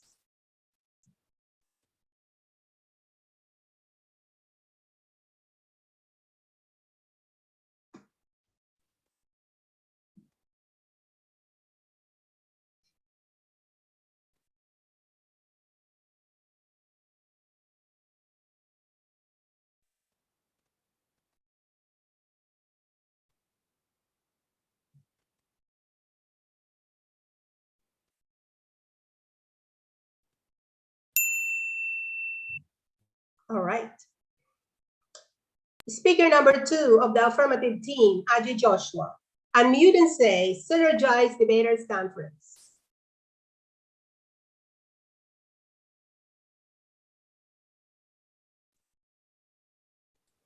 Technical moderator. Synergize Debaters Conference. I need screen sharing. Technical team. Yes, this is for the interest of every debaters. All debaters have the screen sharing rights. Thank you. All right. Speaker number 2, Adi Joshua, you are visible and audible, and your constructive speech starts now. August jury and the learned audience. My worthy opponent started with the motion that weapons should be banned for civilians. And he came up at my questioning time, cross-examination time, he came and said, every civilian should be given the gun or the ownership, right to own a gun, and everybody should be trained. I just ask you a question. In the United States, where there is no legal ban on ownership of weapons, how many school shootings have been recorded? Do you think the children should go to get a training to use the weapon before going to school? The legal ban on this weapon usage or ownership was banned for 10 years from 1994 to 2004. You may please note the crime rate after that, immediately after that, increased 347 times. This is not my theory. It is from the US Board of Police. Also, there is a 77% increase of using high capacity weapons for mass shootings. Those two are my things to tell you. Now you see, mass shooting and persons killed. In this year, 2021, around with this pandemic, from Jan to May, if you see, the number is going straight high. And also, I want you to notice that the persons killed and the persons wounded are not the same. There is a big difference between the persons killed and persons wounded. Also, this graph shows the between suicide and homicide. So let me talk now. A person, as a mother, if there is a loaded gun in my house, I may not be able to sleep peacefully. If I have 2 or 3 teenage boys and each one has a gun for his own protection, my sleep is gone forever. I have a daughter working in New York. I stay in Bahrain. But whenever I hear a shooting or something in New York, my day is gone till I get a phone call from her that she is safe. Think of a mother in US whose child goes to a school, whose youth goes to a concert, or a family member uses a public transport. What protection she has? I have lost my close friend in Sri Lankan blast. So I strongly say all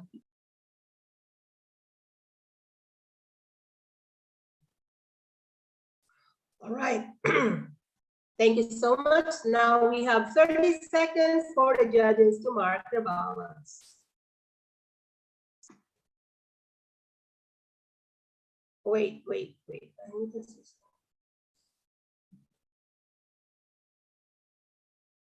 Wait, I'm sorry for that. It's not 30 seconds to mark the ballots, but Synergize Debate Conference. Adi Joshua. The next speaker, Chief Judge, the next speaker has to be called upon to cross-examine. Yes. And after that is Yes. the 30 seconds time.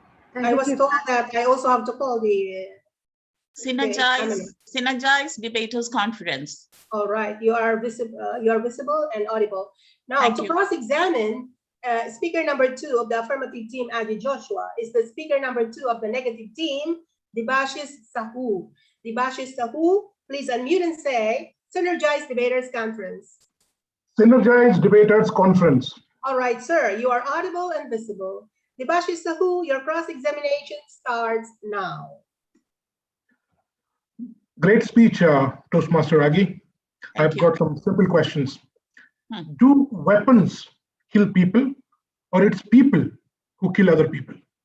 If the weapon is in the hand of a scrupulous person, it will kill. Okay, wonderful. So who is more dangerous, Mahatma Gandhi with a nuclear weapon or a terrorist with an automatic gun? Mahatma Gandhi has a nuclear weapon. That is something new to me. I'm asking. Definitely. Imagine, definitely. A nuclear weapon. So Mahatma Gandhi will be more dangerous. That's what you're saying. No, I say armed person, terrorists will be more dangerous. Absolutely. So you're talking about banning. So you can ban probably weapons. How do you think you can ban the criminal minds and thought processes of criminal terrorists? There comes the answer. We don't need weapons for mass destruction. We need books for mass instruction. We have to train the people. We have to eliminate this. An eye for an eye will never make the world a safe place. Great. So your team member said that the constitution of 175 countries bans weapons. But don't you think those countries have got weapons, or it's not there in those 175 countries? But a person is not allowed to carry it in open light. He may carry it as an underground thing, but he can't carry it as in a public place. That is the same rule here in Bahrain, where I live peacefully. Okay, so he can carry, and that is how the black market will survive, and he can kill anybody. No, right? If there is a strict rule, the black market won't survive. All right. Okay, thank you. Thank you. Okay, thank you as well. Now we have 30 seconds for the judges to mark their ballots.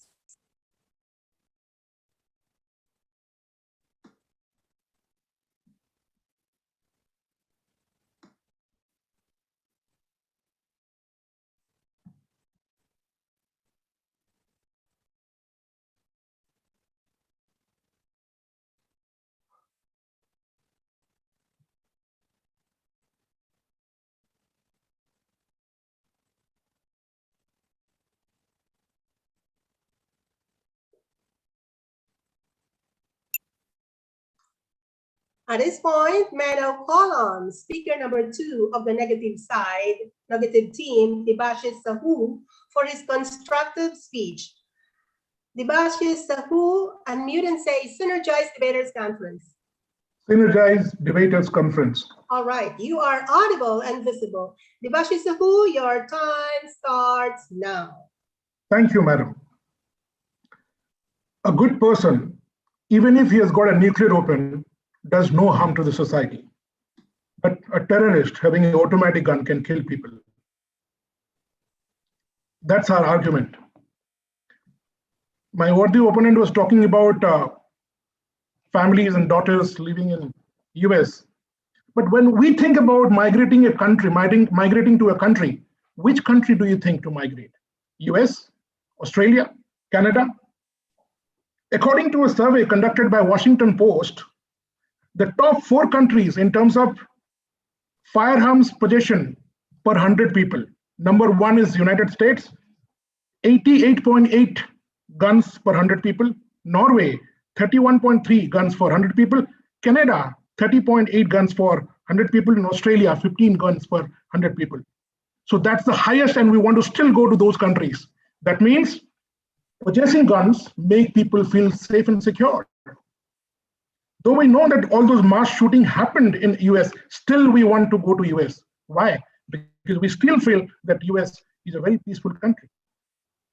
My second point, can somebody tell me why do terrorists always attack public places? Because they know that in public places, normal public civilians like us will not have guns. So why would somebody possess a gun? Because gun ownership is associated with statistics of past victimization, perceived risk of crime, perceived ineffectiveness of police protection, mostly within low-income community. My worthy opponent was talking about police effectiveness. In India, in my country, there is around 200 policemen per 100,000 people. In US, it is 350 policemen for 100,000 people. Can police be effective everywhere? No. Again, my worthy opponent talked about black market and all. Yes, if you suppress something, it will rise up in a different format. There will be parallel economy. There will be parallel criminalization everywhere. So if weapons are not available legally, people with criminal mentality will source it illegally. So what will happen? We'll create a society where unrest will happen. It will be a barbaric society where genuine civilians will be defenseless, powerless, and become victims. Hence, we feel that to create a happy society, a secure society, a peaceful society where women are not victimized, and to maintain an equilibrium between different forces, there should not be ban of automatic and semi-automatic forces. Over to you. Thank you, Toastmaster Debashi Sahu. To cross-examine speaker number 2 of the negative team, Debashi Sahu, is the speaker number 3 of the affirmative team, Anil Paslangeya. Anil Paslangeya, please unmute and say, Synergize Debaters Conference. Synergize Debaters Conference. All right, you are audible and visible. Anil Paslangeya, your cross-examination starts now. Thank you, debate moderator, and my worthy opponents. Mr. Sahu, a very basic question. I'm sure you are very protective, like about your family. Definitely. Wonderful. Which weapon do you use, automatic or semi-automatic? I don't use any weapon, but my father and my father-in-law in India, they have weapons. No, I'm talking about you. Like, do you think like your father-in-law will take care of like the entire clan? Like No, since you are advocating here. I don't have any perceived risks in Qatar. Qatar government takes care of me. But in my place in India, my father has to take care of his family. Okay, wonderful. Qatar government doesn't allow you to hold it, but you were advocating like to have it illegally, like it will flourish the legal business. So did you like have like something illegally, like to protect your family? As of now, I don't see the need in Qatar. But if I go to India, I'll definitely possess a gun because I'm talking an about NRI. where you are now. No, I don't need, and probably you also don't need. I'm not talking about myself because I'm not advocating the need of the weapon. It's you like who's advocating. So I need your answer. It depends from country to country, person to person, and where you are situated. Person to person. So are you in favor of ban or in favor of like allowing the weapons? I am definitely in favor of allowing the weapons. So why don't you have it in Qatar, even though it has to be done illegally? Need. See, there is. If I feel the need, I'll approach the government. So in short, like you are indirectly saying, like the countries where the weapons are not allowed, they do not really need it. That the civilians do not need it. Are we talking about Qatar or are we talking about the whole world? Well, the resolution like doesn't define any country. You are the one like who defined it. No, I didn't talk about. Thank you. Now we have 30 seconds for the judges to mark their ballots.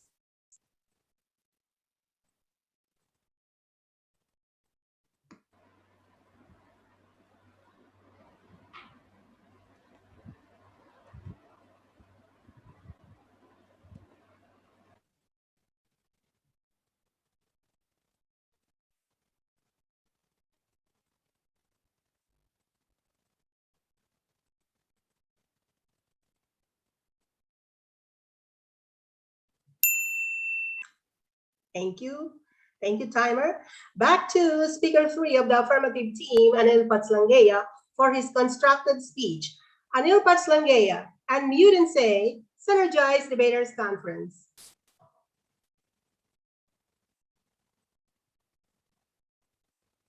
Anil? Say, Synergize Debaters Conference. Synergize Debaters Conference. All right. You are audible and visible. Anil Patslangaya, your time for constructed speech starts now. Thank you, moderator, and our worthy opponents for giving, I do not know whether it's a constructive or a destructive speech. All right, as they have been talking about the United States, which obviously stands out among the largest democracies of the world as a nation, where there are more privately owned weapons, both absolutely and proportionately. Now, let me give in like to the argument of the opponents that, okay, that citizens may have purchase weapons for self-protection or install security device. But we need to analyze the reason. What are the factors which prompt a citizen to do this? Is it the fear of victim of crime, which increase the likelihood of self-protection? Or is it the crime rate of neighborhoods independently influence the residents to purchase, or maybe some other variables? Now, during the past decade, a number of scholars have attempted to explain gun ownership with such factors as crime rate, fear of crime, and host of other variables. Sadly, few firm conclusions about which factors explain weapon ownership have emerged from the studies. And as a result, the widely held belief that Americans purchase weapons because of fear of crime remains inconclusive and controversial, as confirmed by the reports of Wright, Rossi, and Delhi. Also, it's been many studies suggest that it's eventually the sport, recreation, or the collectors are the reason for the ownership of weapons. Now, my colleagues have already defined how the cases have risen because of like people holding these weapons. But at the same time, I would like to give some reports. When there was a ban in place, in 10 years of time, in 2004, the US Department of Justice found that following the implementation of a ban, there was a decline from 72 to 17%. Researchers also analyzed mass shootings from 1982 to 2011, found both state and federal bans on assault weapons resulted in decreased rates of mass shooting facilities. Lastly, we do not need to be a psychologist students, just a basic psychologist to understand. A Berkowitz 1968 suggested that mere presence of a weapon can sometimes induce people to become violent. This has been referred to as weapons effect. The mere availability of possession of a weapon is seen to be present as a stimulus to aggressive action, especially if individual is angry, emotionally upset, or frustrated. This phenomenon has been one of the major assumptions in arguments for gun control. So just to conclude, I back like our resolution that civilian ownership of automatic and semi-automatic weapon should be banned. Back to you, moderator. Thank you so much. Speaker number 3. Speaker number 3 of the affirmative team. To cross-examine speaker number 3 of the affirmative team, Anil Patslangaya is the speaker number 3 of the negative team, Aziz Mohammed. Aziz Mohammed. Debate moderator, apologies for stepping in. May I request all the debate team members to keep their videos on at all times, please. Right now, I can see one of the debate team members, the video is not on. Requesting A1 Hussein Al Shafa. Excuse me, DTM Hassanin, kindly turn on your video.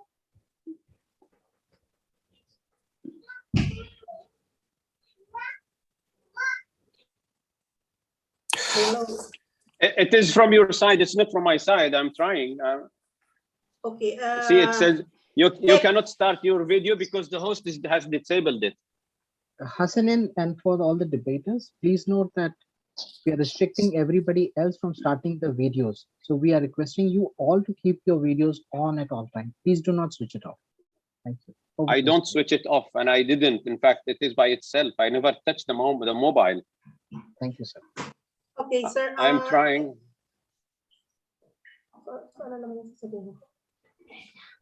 It's a And the big moderator All can- right, we got it. We got it now. Okay. All right, so it's solved. Now let us go back to the debate. To cross-examine speaker number 3 of the affirmative team, Anil Pachlangeya, is the speaker number 3 of the negative team, Aziz Mohammed. Aziz Mohammed, please unmute and say, Synergize Debaters Conference. Synergize Debaters Conference. All right, you are audible and visible, Aziz Mohammed. Your cross-examination starts now. But he's unmuted. He's okay. Thank you, moderator. My dear fellow debater, Anil. You said that many of them in the US are holding weapons because of fear of crime. So they're holding weapons for self-defense. That's what you're trying to say? I did not say they are holding because of fear of crime. I asked the possibility. Are they holding because of the fear of crime, or maybe the possibility in the neighbor? Anyway, so they're holding it for self-defense. I thought so. All right. You talked about implementing ban, and the reduction of crime coming down. But you know, the United Kingdom's implemented a harsh ban, but there was a significant increase in crimes nevertheless. In the last 1 year, 16% of increase in crime, and over the 3 years, more than 45% in crimes with alternative weapons like knives. Are you aware of it? No. You're not aware of. All right. You just said availability of weapon is leading to crime in your thing. So with that logic, are you trying to say that weapons like knife in house is a potential heaven for crime? Well, knife is not a weapon of mass destruction. Thank you. You mentioned about shootings and everything happened. Did you characterize the shooting sequence in terms of the people committing crime, in terms of their psychological nature, in terms of their motive behind it, in terms of their characterization over the years? Have you analyzed it? I am neither a criminal nor a psychological professional. All right. Okay. Thank you. I appreciate your team captain did mention that you are back with significant research, so that prompted me to ask a few things. I think I got all my answers. Thank you, moderator. Thank you, Anil.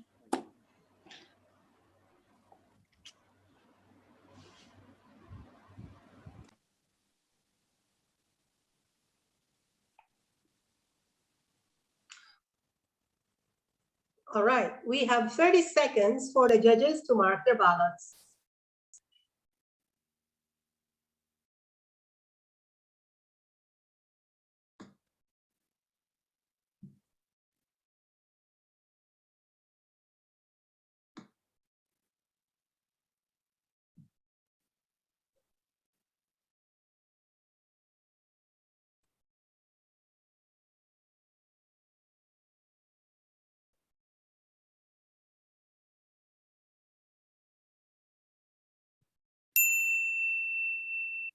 Thank you, timer. Back to speaker number 3 of the negative team, Aziz Mohammed, for his constructive speech. Aziz Mohammed, unmute and say, Synergize Debaters Conference. Synergize Debaters Conference. Wow, you're audible and visible. Aziz Mohammed, your time starts now. Thank you, moderator and jury and esteemed guests. I wish you all a very, very good evening. Well, I had a couple of questions for my fellow debater, Anil, and I thought he was not able to confirm me, reasonably assure me of the thoughts he had. I was of the opinion that he had a very limited information, because of which he was able to draw some illogical conclusions. Maybe a substantial research would have substantiated him a little further. Accordingly, our fellow debater, the captain of the affirmative team, mentioned that the exposure of a weapon led to a lady committing a crime. I don't understand this logic that exposure of a weapon does something, but for some reason.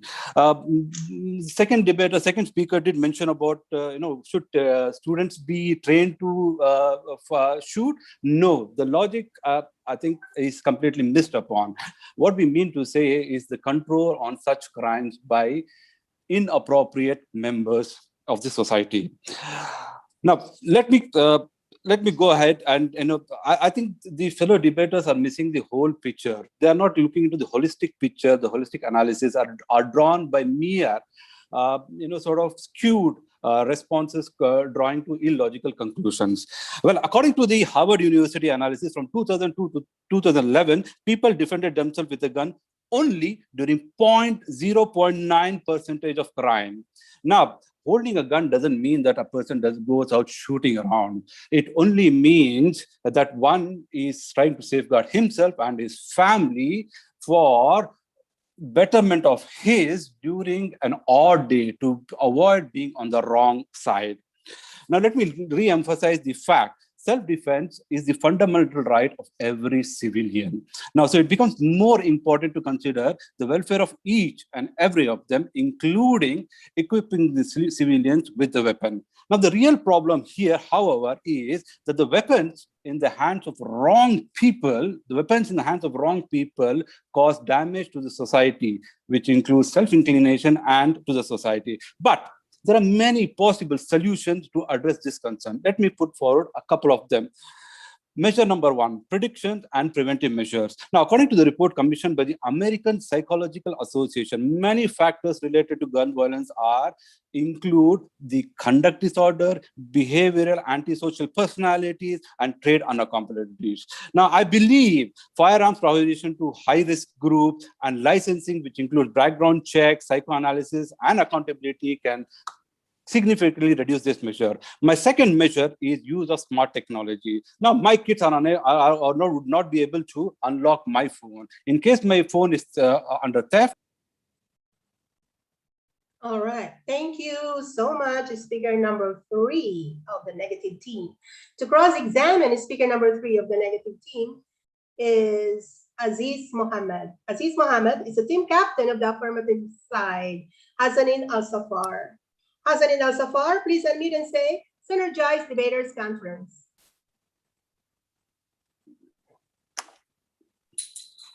Synergize Debaters Conference. All right. You are audible and visible. Your cross-examination starts now.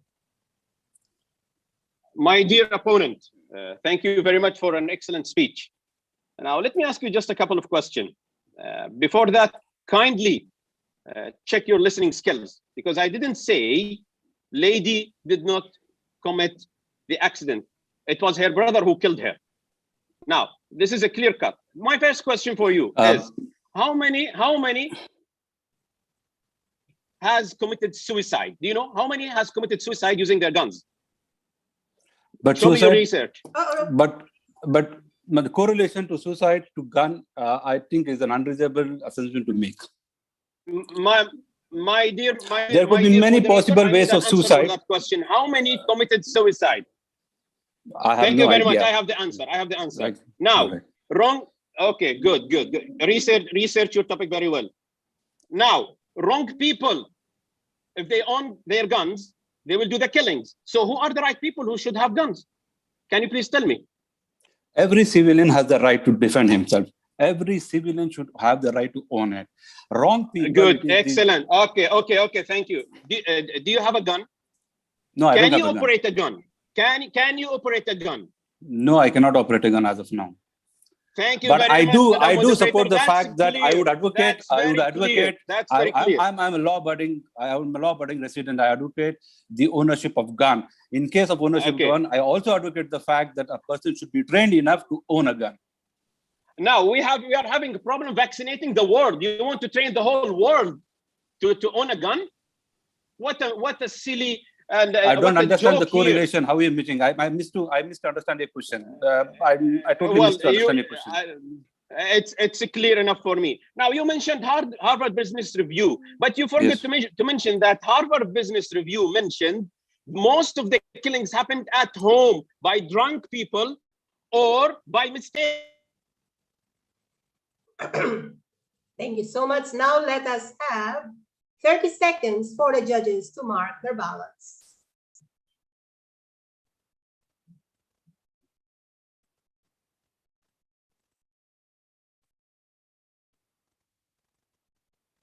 Timer.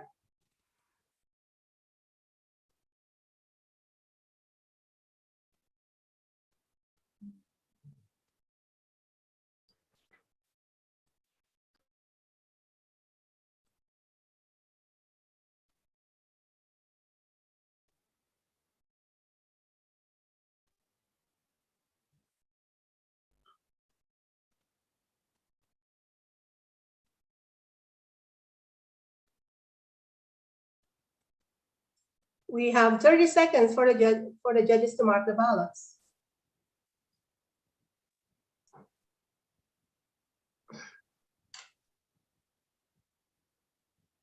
Moderator, the time is up. Time is up because I didn't see it. Okay, thank you so much. Now let us come to the summary portion of but before the summary portion, I'm sorry.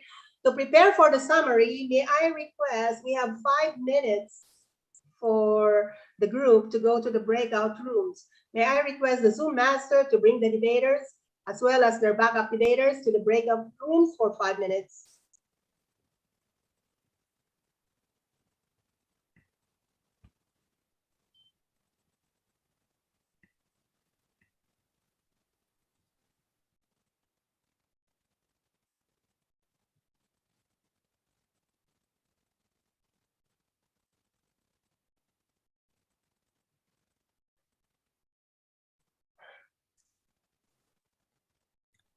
All debaters are in the breakout rooms. All right, thank you, tech moderator.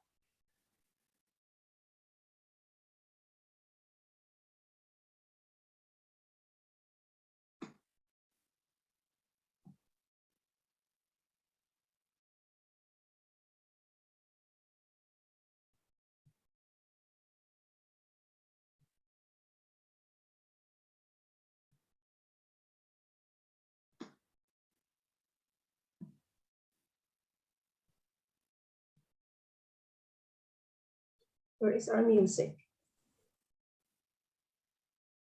Timer one, please confirm when to start the time.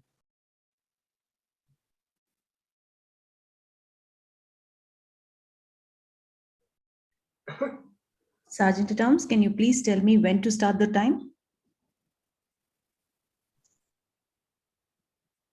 You can start it now. All debaters are in their respective breakout rooms. All right, thank you.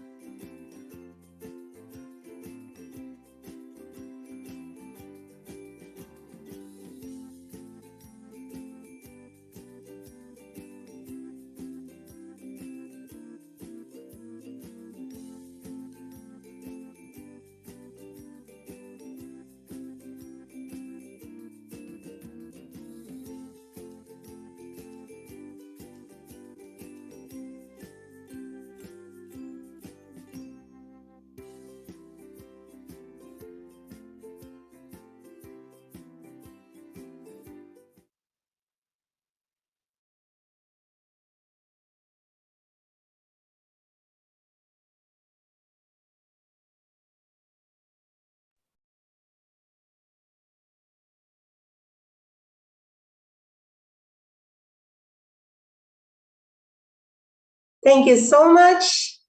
The 5 minutes is over, and now I request the tech moderator to bring all the debaters in the main hall.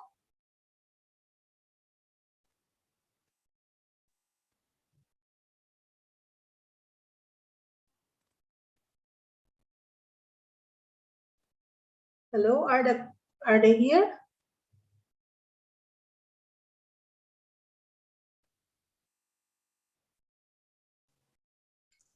Tech moderator, the debaters. Yes, moderator, they're all back in the room. Just need to start their videos on. Okay, they're back. All right, thank you, sir. Will be soon I don't spotlight see amongst them. I don't see them, that's why. Yes, we are now requesting them to switch on the videos.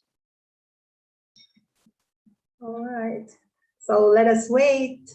All right, they can see 1, 2, 3, 4. Okay, so are they all here? Let me see, 1, 2, 3, 4, 5, 6. They're all here. Okay, and now yes. Have all of them been spotlighted? Yes, I can see 1, 2, 3, 4, 5, 6, 7. Why do I have 7? 1, 2, 3, 4, 5, 6, 7. Where there are 8? Why do we have 8?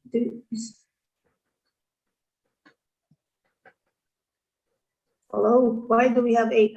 Maybe the what do you call this? We have the backup. Do we have the backup? All right, can we start now? All right, so we are all here. Just hold on. Team. Okay. You're all here, negative team. Debate moderator, you may proceed, please. Okay, thank you so much. And now let us come to the most awaited portion, the summary portion of the debate. Let me call on the affirmative team captain, Hassanin Al-Safar. Hassanin Al-Safar, please unmute and say Synergize Debaters Conference. Synergize Debaters Conference. You are visible and audible. Your summary starts now. Madam Moderator, fellow debaters, and my negative team, thank you very much. So let's summarize what we had tonight. And because we are in favor of the resolution, let me point out what the other team just mentioned in a summary. Well, they mentioned knife. Knife is not what we are considering tonight here. We talked about the automatic and semi-automatic weapon. So knife is out of question.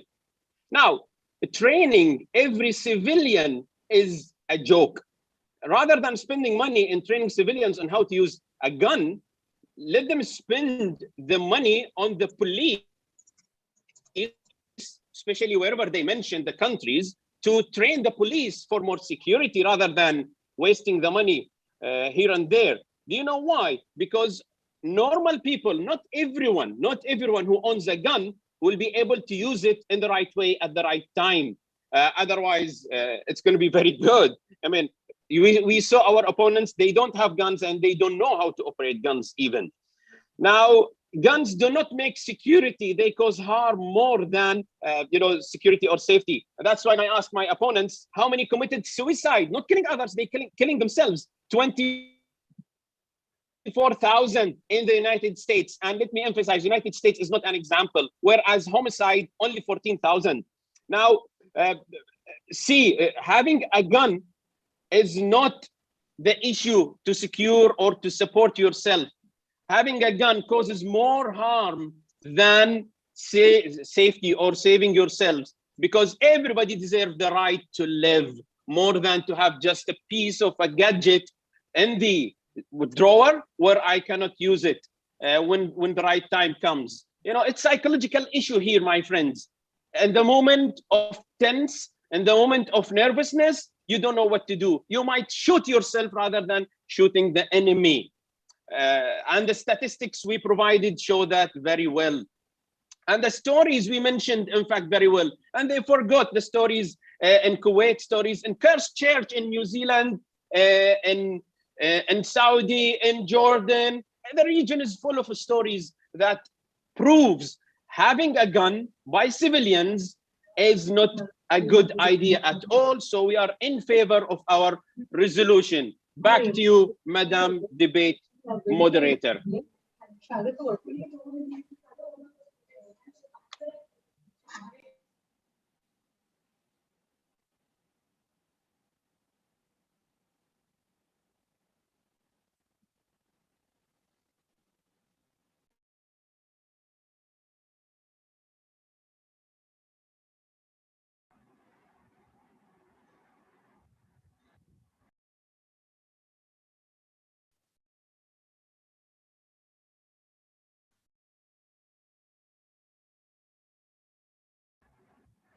Debate moderator, you are not audible. Thank you.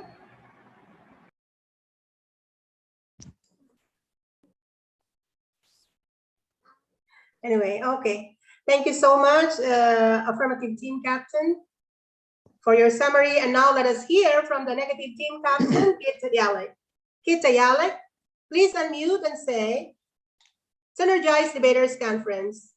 Synergize Debaters Conference. You are visible and audible. Kita Yalek, your summary speech starts now. Yes, good evening once again to all of you. First, I want to make it a point to the debate moderator and the jury that my opponent leader, in the summary, he brought in new evidence and data that should not be allowed. Our opponent team did a lot of data analysis, but suffered context paralysis. They failed to review larger picture and burning need of the society. They said in our arguments, we never said that we had to train each and every civilian. The civilians who needs the protection, they need to be, if they need to be given arms, weapons, they need to go through the training to have a proper usage of the arms. And my worthy opponent said, in 175 countries, this constitution is not allowing the people to have the guns or firearms. But in these 175 countries, the civilian usage ownership is not banned. The topic today, the motion today is the banning of civilian ownership of this automatic and semi-automatic. So my friend has diverted from the main topic of the situation today. And also about the Kuwaiti woman murder, he had that brother did not have the automatic weapon, he would have killed by any other weapon. So now nobody could have stopped that part. And again, our worthy speaker number 2 said her daughter is in US and she's having a fear. But I think, madam, it is high time you ask your daughter to own a weapon for her own protection and her family. That is very, very important, right? And also, before what we are saying is that should be regularized. Okay, before giving some, government has to have a responsibility and ownership to ensure that it is giving the ownership for the civilians to have the arms for their self-protection, because that is their fundamental right. Nobody can refuse it. But having said that, they can give that fundamental right by giving a psychometric check on the person who is going to choose it and give a proper training to them that they do the correct way of using the weapon. And also, they should have a control mechanism to ensure that they are monitored or licenses are renewed every year based on their perfect conduct of the thing. And based on all our arguments and based on our opponent teams not able to bring on good arguments, we said that we are request the House to urge the House to reject the motion that civilian ownership of automatic and semi-automatic weapon should be banned. Thank you. Back to you, moderator.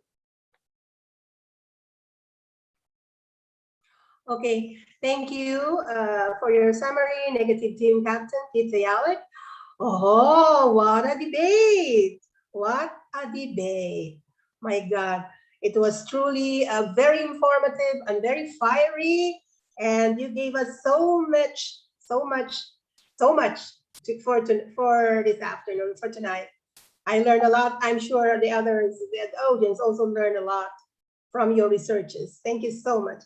At this point, we are going to, may I request a technical team to bring the chief judge and the ballot counters to the breakout rooms.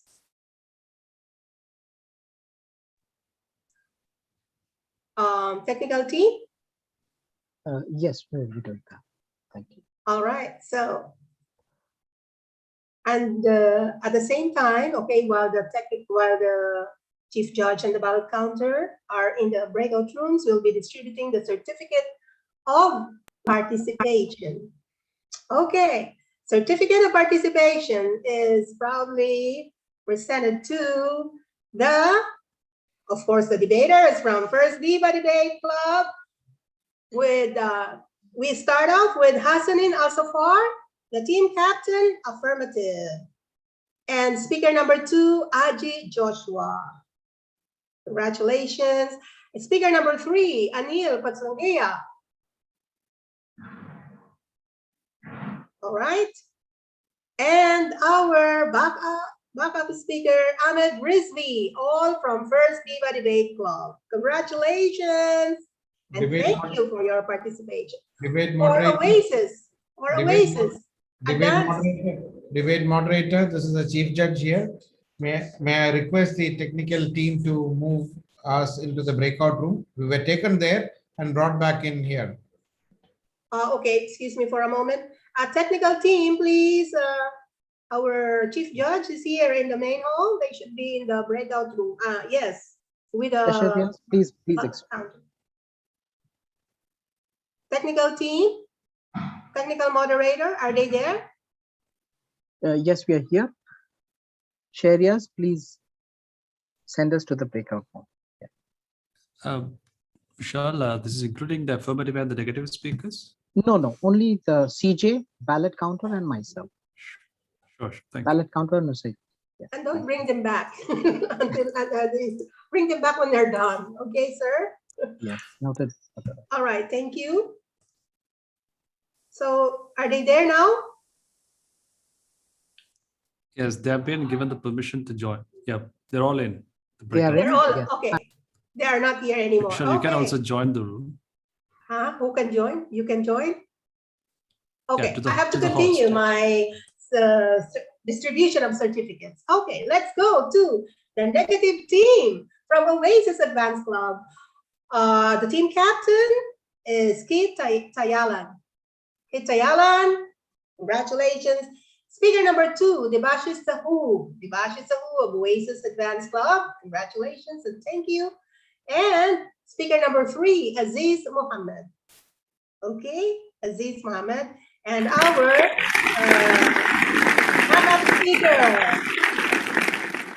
backup speaker, Devika Qatar, all from Oasis Advanced Club. Thank you. Congratulations for your participation, all the 2 teams, 2 debate clubs. Debate moderator, please, for your notice, for your attention. One of the debaters has raised his hand. Please ask him to wait. Or if you can.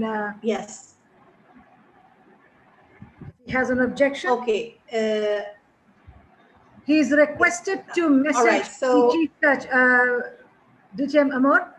Yes, I'm here. The debater yes, is requested to kindly message the chief judge. Thank you. Okay. I don't have the chief judge in the messages because he's in the breakout room.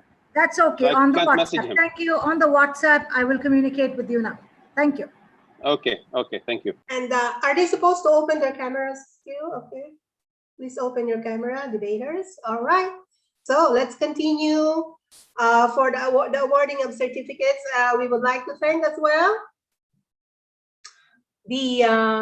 our chief judge, DTM Safir Aziz, DTM, our timers, Toastmaster Anuradha, Toastmaster Mariset Ordanza, and Toastmaster Ala Tige, our Sergeant at Arms, Toastmaster Yusuf Al-Salam, our role players, okay, would like to thank them as well. We will just wait. Okay, I will mention while waiting for them. Our role players for Zoom team, Sergeant at Arms, we have Toastmaster Ajita Sadazivan, Toastmaster Suweta Raghu Raman, Toastmaster Vishal Edward Khan, Toastmaster Shihari Zias Kandi, DTM Leia Ortega, DTM TM Bindu Pilal, DTM Gayatri Ravindran. Toastmaster, okay, I have mentioned his name, but I'm going to mention it again. It's here in the list. Toastmaster Yusuf Al-Salam.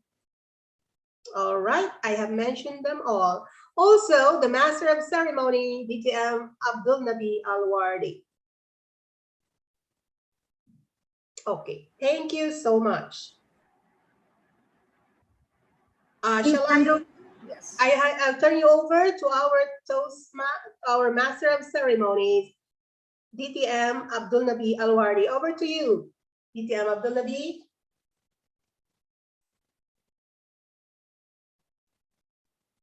Please unmute yourself, sir.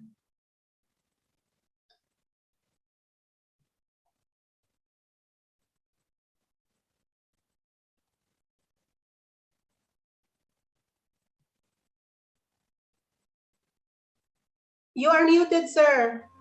How is now? Okay, now it's okay. Now you can. You're audible now. And Over to visible you. as well. Thanks very much, our debate moderator, DTM Amor de la Cruz. It was an exciting debate, and look at the number of the argument. The team came up with in favor of and against the resolution. Now that we are done with the debates and our chief judge is busy compiling the result, let us take some pictures to retain in our memories of this event and moment. So everyone, please open your videos, put on your best smiles, thumbs up, and tech team, let us take some photos for our future memories. Pendu, TM Pendu, if you can support and help in this manner, please. Sure. Thank you. All ready? All smiles. I have 3 pages. Ask the maximum people to please open their videos. There's a lot of people not ready to open their videos. It'll be very nice if you can see. Please keep your camera on.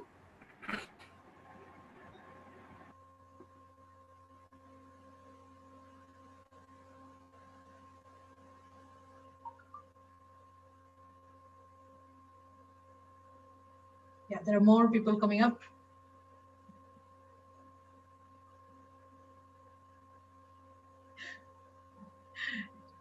Yes. So on a count of 5, 4, 3, 2, 1. All smiles. 1 second. Let me move on to the second page.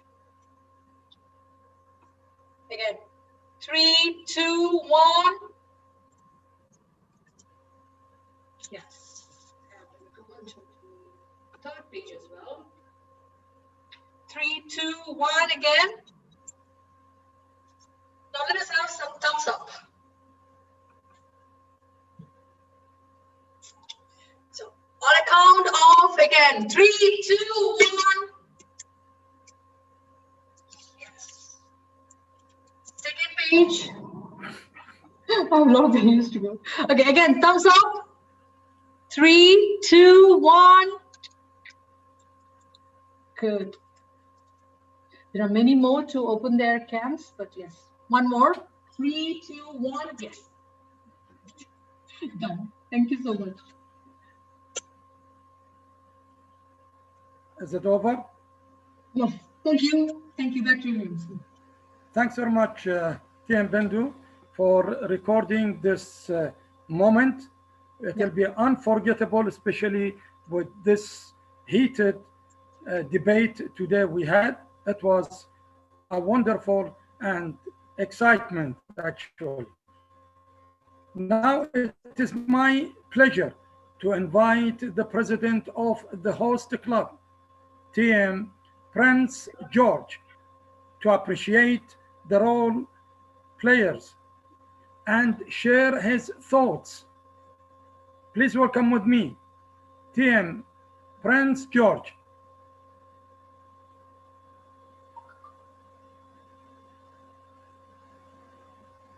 Technical team, if you can see whether Prince George is in the room. Prince is not in the room.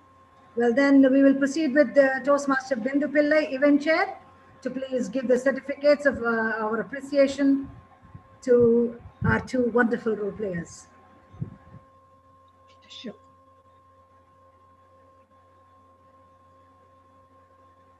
Tech team, can you bring up the certificate for MCs and top moderators? Team Prince George.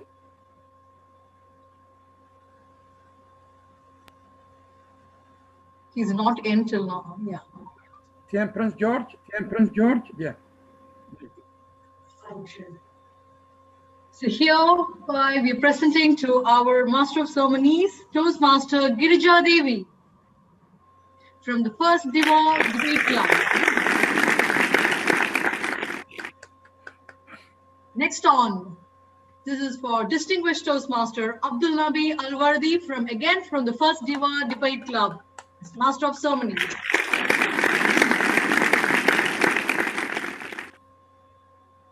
Let's move on to our debate moderator, the first debate moderator, Hazim Al-Alawi, again from First Diva Debate Club.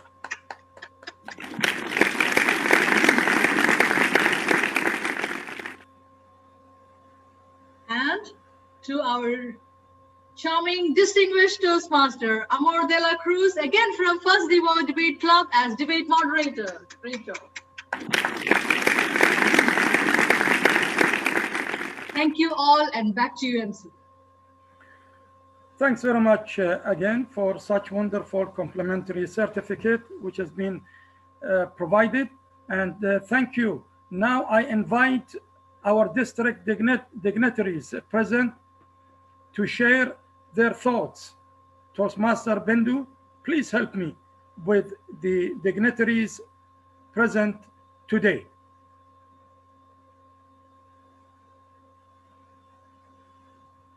DTM Ain, I believe area 5 director was here. Is he still here?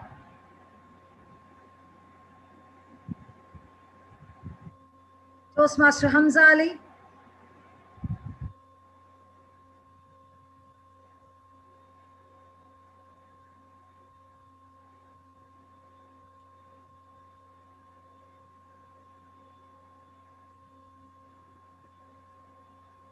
I think we don't have any of our district.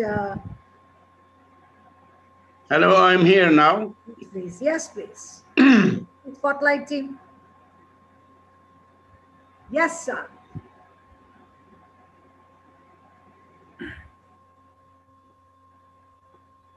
What do you want from me?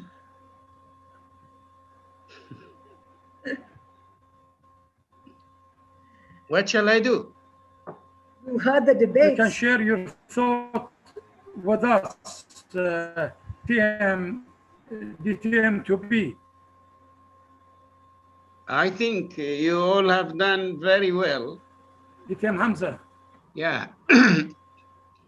Giving permission to have a gun, pistol, rifle, is something awful to do. Awful. Like every other case, like AIDS, Corona, World War II, III. These things should be stopped from root cause via education. I know everybody approaches to Mahatma Gandhi, may his soul rest in peace. He said to his nation, don't even hold a stick. Never mind a pistol. We should spread knowledge, instruction, education, Toastmastering, engineering, medical, to stop crimes. The root cause. If tomorrow we had somebody knocked down by a car, shall we stop all the cars? Or shall we destroy the road so there will be no cars? Things must be in my humble opinion, things must be abiding by education. Why are we all here tonight? It's just for education. I learned a lot tonight. So I go back to the root cause: education, education, education. Over to you. Thanks very much, DTM, to be Hamza, for such wonderful sharing thoughts with the Synergizing team, debate team. And of course, is there anybody who wanted to share also their thoughts with us today? Yes, Master of Ceremony, I would like to request Toastmaster Ala Latif to speak a few words. She is the area director. She has been very kind to be the timer 3 with us. If she is here, please, if you can unmute and show us your beautiful face, share with us your thoughts and your experience. Please welcome with me, very active TM from Kuwait, sacrificer, none other than Ala Latif. Please welcome her. Hi, good evening, everybody. My name is Ala Al-Atiqi. About the debate, I go with the Toastmaster DTM Hamza that carrying gun is very bad issue. I live in a state for 2 years and scared all the time with children, or not children, teenagers who had a guns and allowing to have a guns in very early ages, and without any permission, without any aware from anything. And also one time, my husband, because of this, he carry a gun. And he said for me, we gonna carry this gun just because we live in a difficult place and difficult area. But this was very bad for me to have a gun in my house. This is just something scaring for me. So I'm not going with have a gun at everywhere. Alhamdulillah, I'm in Kuwait and I live very peace. Alhamdulillah, even in all Gulf, I think, in all Arabic country, we are fine. No need gun anywhere, and no need to show gun, even to our children. Back to you, Toastmaster of the ceremony. Thanks very much, our active TM of Diva, Ala Al-Atiqi, for your opinion and your honest thoughts about this heated debate. And I would like to ask if any more comments or thoughts somebody wanted to give before we... MC, our chief judge is in the room. Could you please check with him whether the results are ready and the certificates are ready as well? No problem. Well, finally, the wait is over. And our chief judge, DTM Safir Aziz, is here. Chief Judge, are you ready? I am ready. I have passed on the results to the admin team. So whenever they are ready with the certificates, we'll announce the results. Okay, thanks very much for the permission granted. And before that, I would like let us spotlight our winners. Tech team, please take a picture of all our debaters. What a wonderful job they have done today. With that, can you take care of that, our tech? The chief judge will announce the results now, Master of Ceremonies. Okay. Yes, please. Okay, Doc. Go ahead, our chief judge. DTM Aziz, Safir Aziz. Okay. Go ahead. Our chief judge, you can proceed ahead. Okay, Bindu, do you want me to announce it first? Yeah, please announce and then we will move ahead. Yeah. Okay, so I announce the winning team first, right? Yeah. The debate 3, yes. Yeah, for the debate 3, the winning team is Doha Advanced, which was the negative team.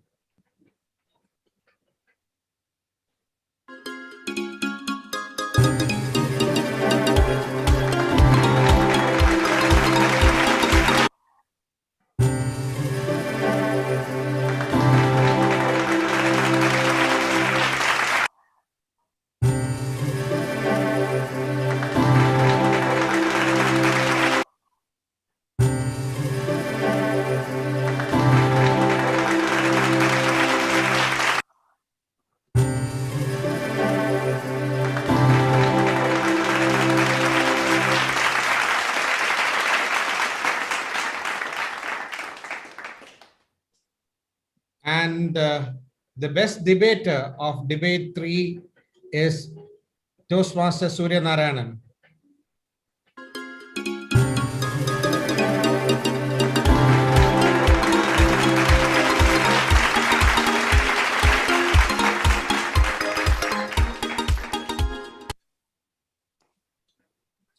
For the debate 4, the winning team is Oasis Advanced Club, which is the negative team.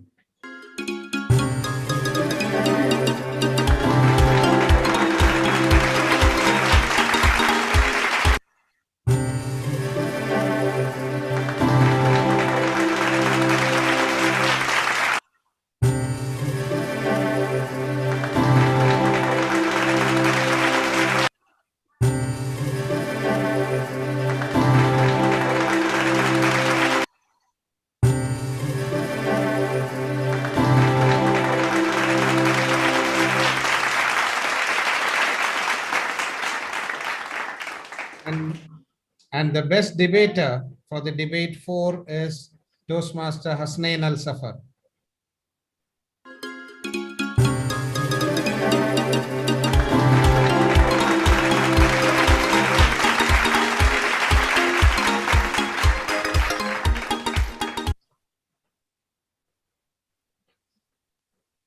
Without going into too much details, one thing I can tell you, it was a close contest.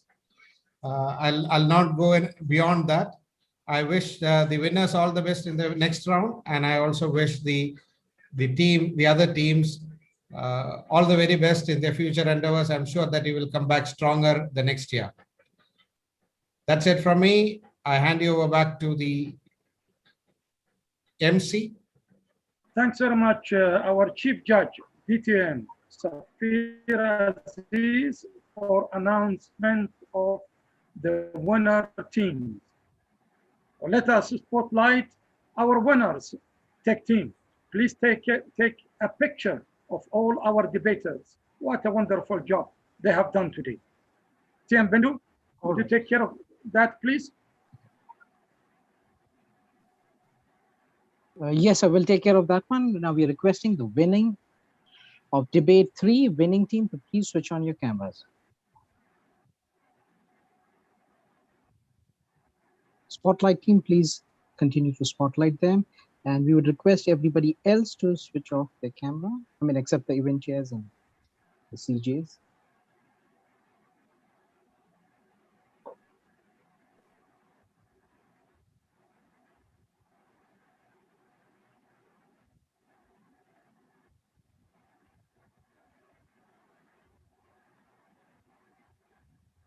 The debate moderator in, Chief Judge also needs to be switched. Right. We are not letting you off, Chief Judge, just like that. He's been on his meetings the entire day. Really appreciate it. Really. God bless him. Is the demod there? Hazim al-Nadawi? No. That's fine. No, that's okay. D1 negative team, please. We will request, we will switch off the cameras of other debating team, the D2 debating team at the moment, and then we'll have another photo session with D2 again. Surya, please switch on your.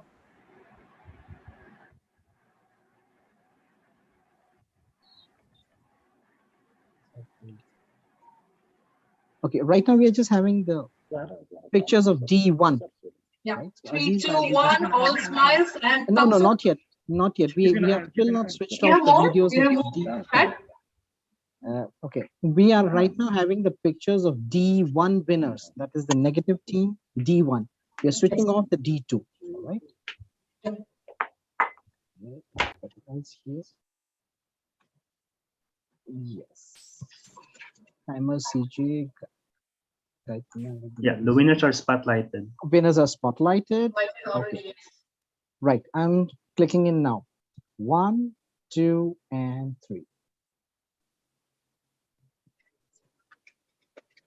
Once again, Gayatri ma'am, you just close your eyes. Okay, 1 second. I'm gonna click.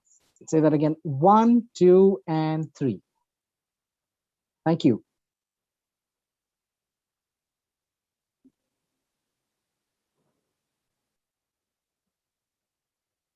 Okay, can we now have the, okay, thank you very much, debaters and winners. We'll now switch off your videos and we request the debate 2 team, the D2 winners, to switch on their cameras.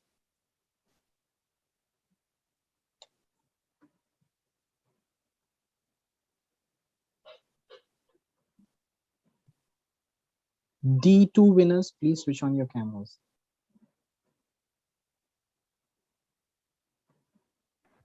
I believe Hazim Al-Alawi is in the room. Okay, that's great.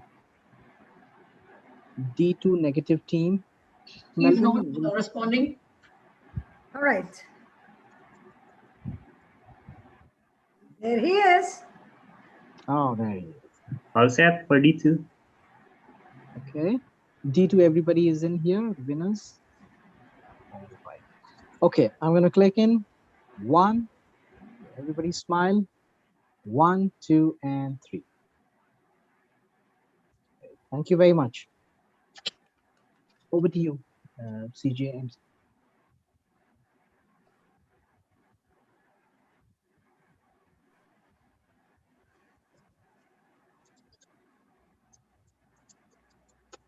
Yes, Master of Ceremonies, if you can take back the control and thank us all, then hand it back to the event chairs. We will take it forward with this.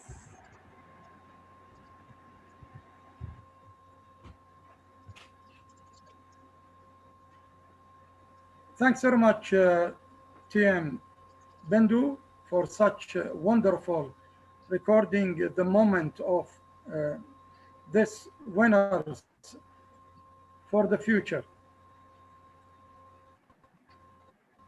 Well, finally, the wait with that, ladies and gentlemen, we come to the end of the knockout of Synergize Debater Conference. Of the knockout will go to the semi-final next Saturday. So make sure to mark the day in your calendar until we meet on 25 the June. Take care and goodbye from my side. Wishing you all the best. I really enjoyed it today. I hope you are too. Back to you, Sergeant of Arms, TM Yusuf. We'll take it up from here. Thank you so much, Master of Ceremonies Abdul Nabi. Thank you so much. I believe Prince George is in the house. We missed you. Check team, could you please check? Because I did see him enter the room. Don't tell me he's Prince hiding. is in the house. That's correct. Yes, I've requested him to start his video, and there he is. Yeah. Yes, I am through. Can you hear me, Gayatri? Yes, please. Yes, We good had evening, an eventful debate. Yes. Go ahead, Gayatri. Go ahead. We're happy to see you. We had an excellent debate. We're looking forward to hearing you. Yes, thank you, Gayatri. I mean, like I've always said, debates is something which is really close to my heart, and I'm so glad that we are having such high quality debates which are going on yesterday and today. And it's always a battle of titans at the Synergize Debaters Conference. We saw it last year. We're seeing one notch up this year as well. And I can see the power coming in, and I'm really looking forward to the semifinals and the finals which are going to be coming up. I'm sure it's going to be really nerve-wracking for all of us. So I really look forward to that. Back to you, guys. Thank you so much. I would like our best debaters to get a little spotlight. If Hassanin could, yes, he is already here. Could you share with us your experience? I think it's the first time you're all participating, so it's a good opportunity for you to speak. And after that, I'll request Toastmaster Surya also to share with us. Hassanin, yes.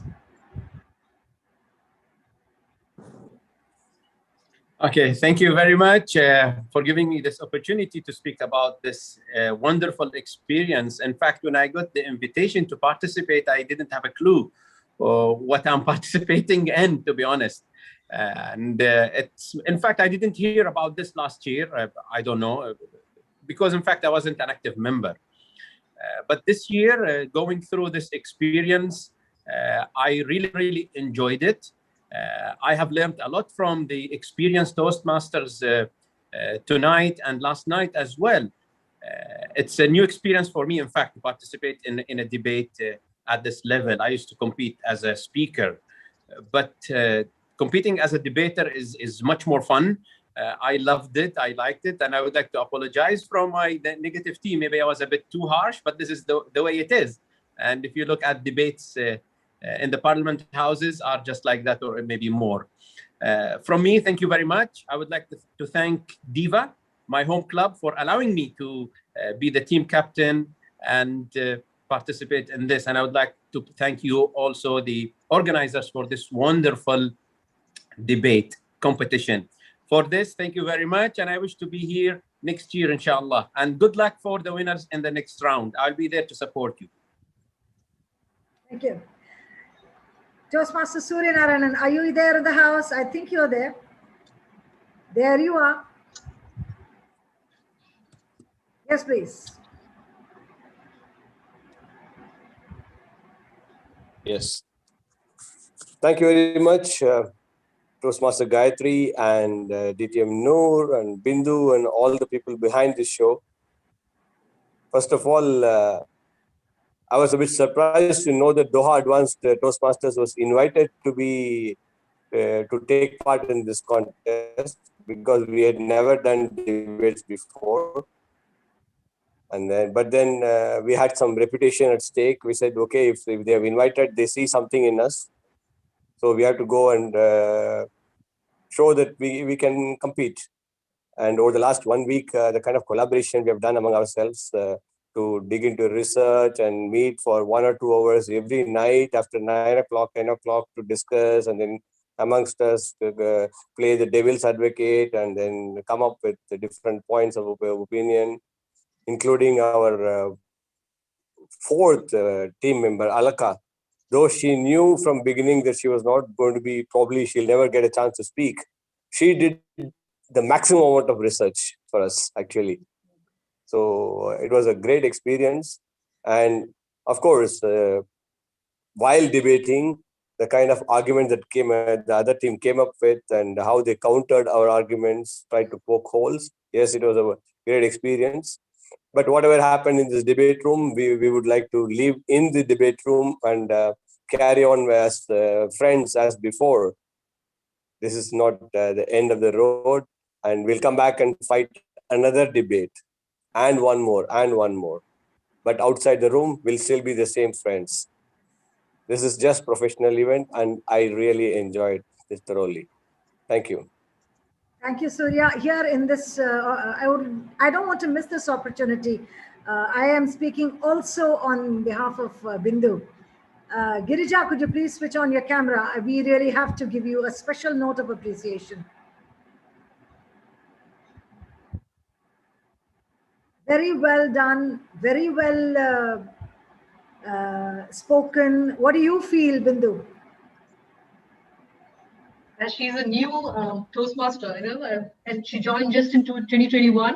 And I was surprised that she took up the role of MC here, and she did a very great job. Thank you so much.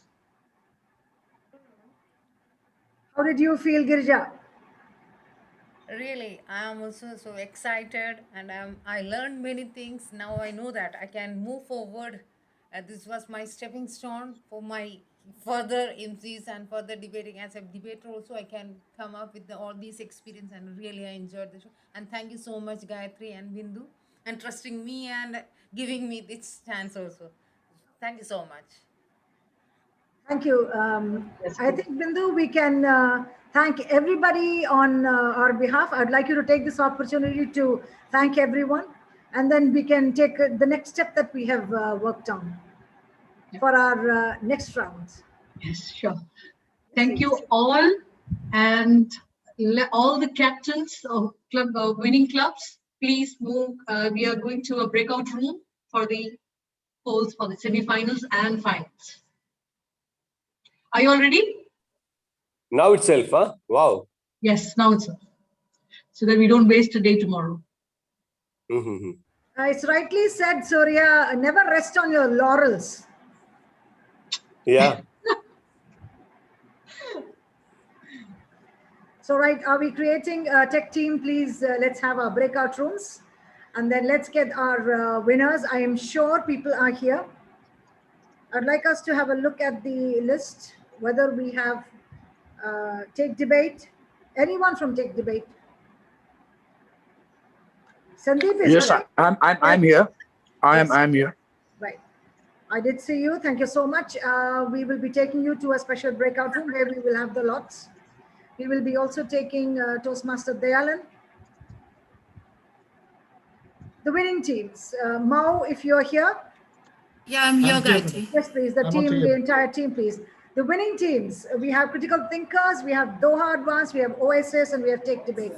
Our tech team will make sure that we are all pushed into the breakout room, and that's where we will have our draw of lots for the semi-finals as well as the finals, so that we are doubly prepared.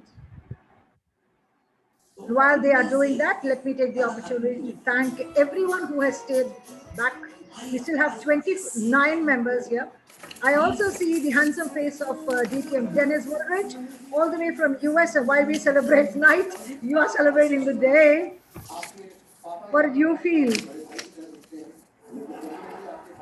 Well, I really enjoyed it. It was an experience for me. I'm not an experienced debater at all, and I really enjoyed watching both of the debates and being able to learn so much from my new friends. Thank you. Thank you so much. Yes, ma'am. The breakout room is ready. Event manager's room. Yes. Please let us know who has to be moved into the breakout room. Sandeep Bengsarkar. Sandeep Bengsarkar. Okay. Sandeep, could you please switch your video on? It's fine. I mean, we are quite comfortable. There are two Sandeeps here, I can see. Yes, that's Sandeep. Will Okay, you sending be both the representing your Sandeeps whole to team, Sandeep? Oh, okay. And then Yes, Sandeep, both. It's okay, I think. TTM Dayalan, yes. She's here. Oh, Nilofar, who else is moving into the breakout? Surya, Devashish. All the team members, huh? Yes, all your team members. Yes. Okay, very good. Yeah, yeah. Melvin, are you here?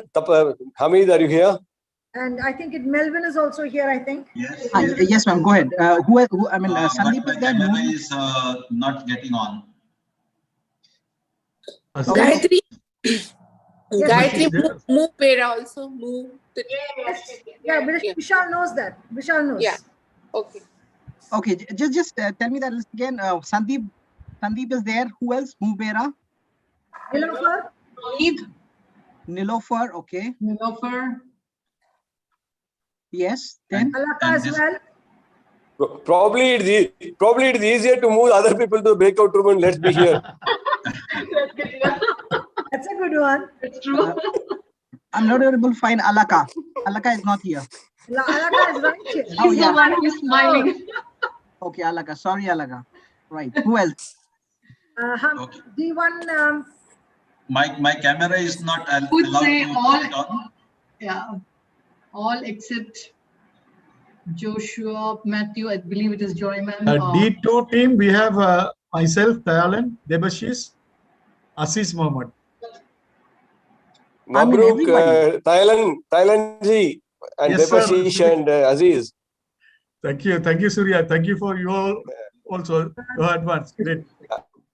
Dayalan also has to move, Vishal. Yes. Okay. Myself, Debashis, and Aziz also there.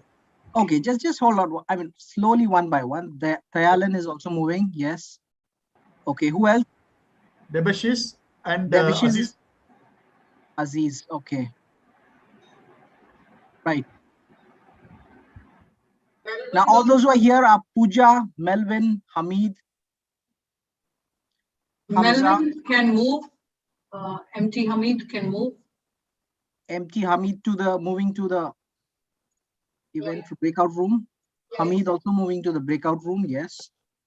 Hindu as well, and moi. Okay, Bindu is there. Madam Gayatri also inside. Yeah.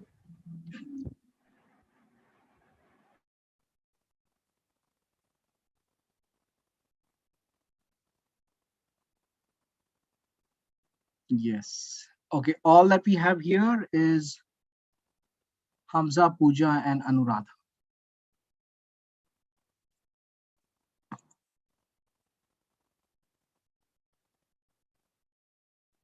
Okay, that's great. Fantastic.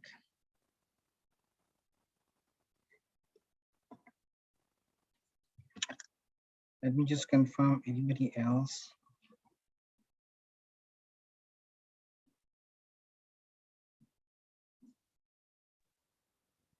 Toastmaster Vishal, do you need me? Do you require the presence of timers or can I leave? Madam Anuradha, I would not be able to tell you that. So let me just hold on till the event Yes. team G, comes. correct. Okay, all right. Right, who else is here?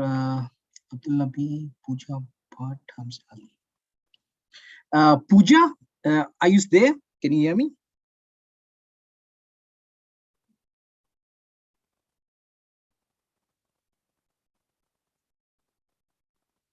Hello, Pooja? No. Who's Vishal?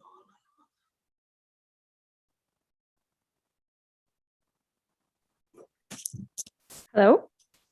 Hello, yes, Pooja. Yes. Pooja, I mean, a great debate, fantastic, lovely. And Thank you. What I wanted to ask you is that you use the example of DHL Global Forwarding. In fact, I worked for DHL Global Forwarding, and the information that you gave, that that was something that was a part of our sales pitch. That Really, how yeah. big we are. I mean, all those things. That our turnover is almost is bigger than the GDPs of some of the countries, and we are one of the largest employers after Coca-Cola and all that. So I was just wondering, are you part of any logistics company or something to have that information? No, actually, I just read because it's flashing on the website itself of DHL. So I just read it and used it for backing up points. But no, I'm not part of logistics. I work with a scientific instrumentation establishment. But yeah, we do have a lot of logistics going on in our company as well. Yeah. Oh, but nice to know. I also read that DHL has very interesting employee policies. So I'm sure you enjoyed those. Yeah, that's very true. And these are things which we really flaunt about, huh? I mean, Yeah. I know that you also have a lot of activities done by DHL for even the small, I don't know, like the delivery or delivery partners sometimes also have a lot of advantages just being part of DHL. Yes, the joint partners, correct. Yeah. We have joint partners, and that's how. Wow, interesting. So where are you now? I'm in Kuwait. Oh, okay, great. Yeah, nice.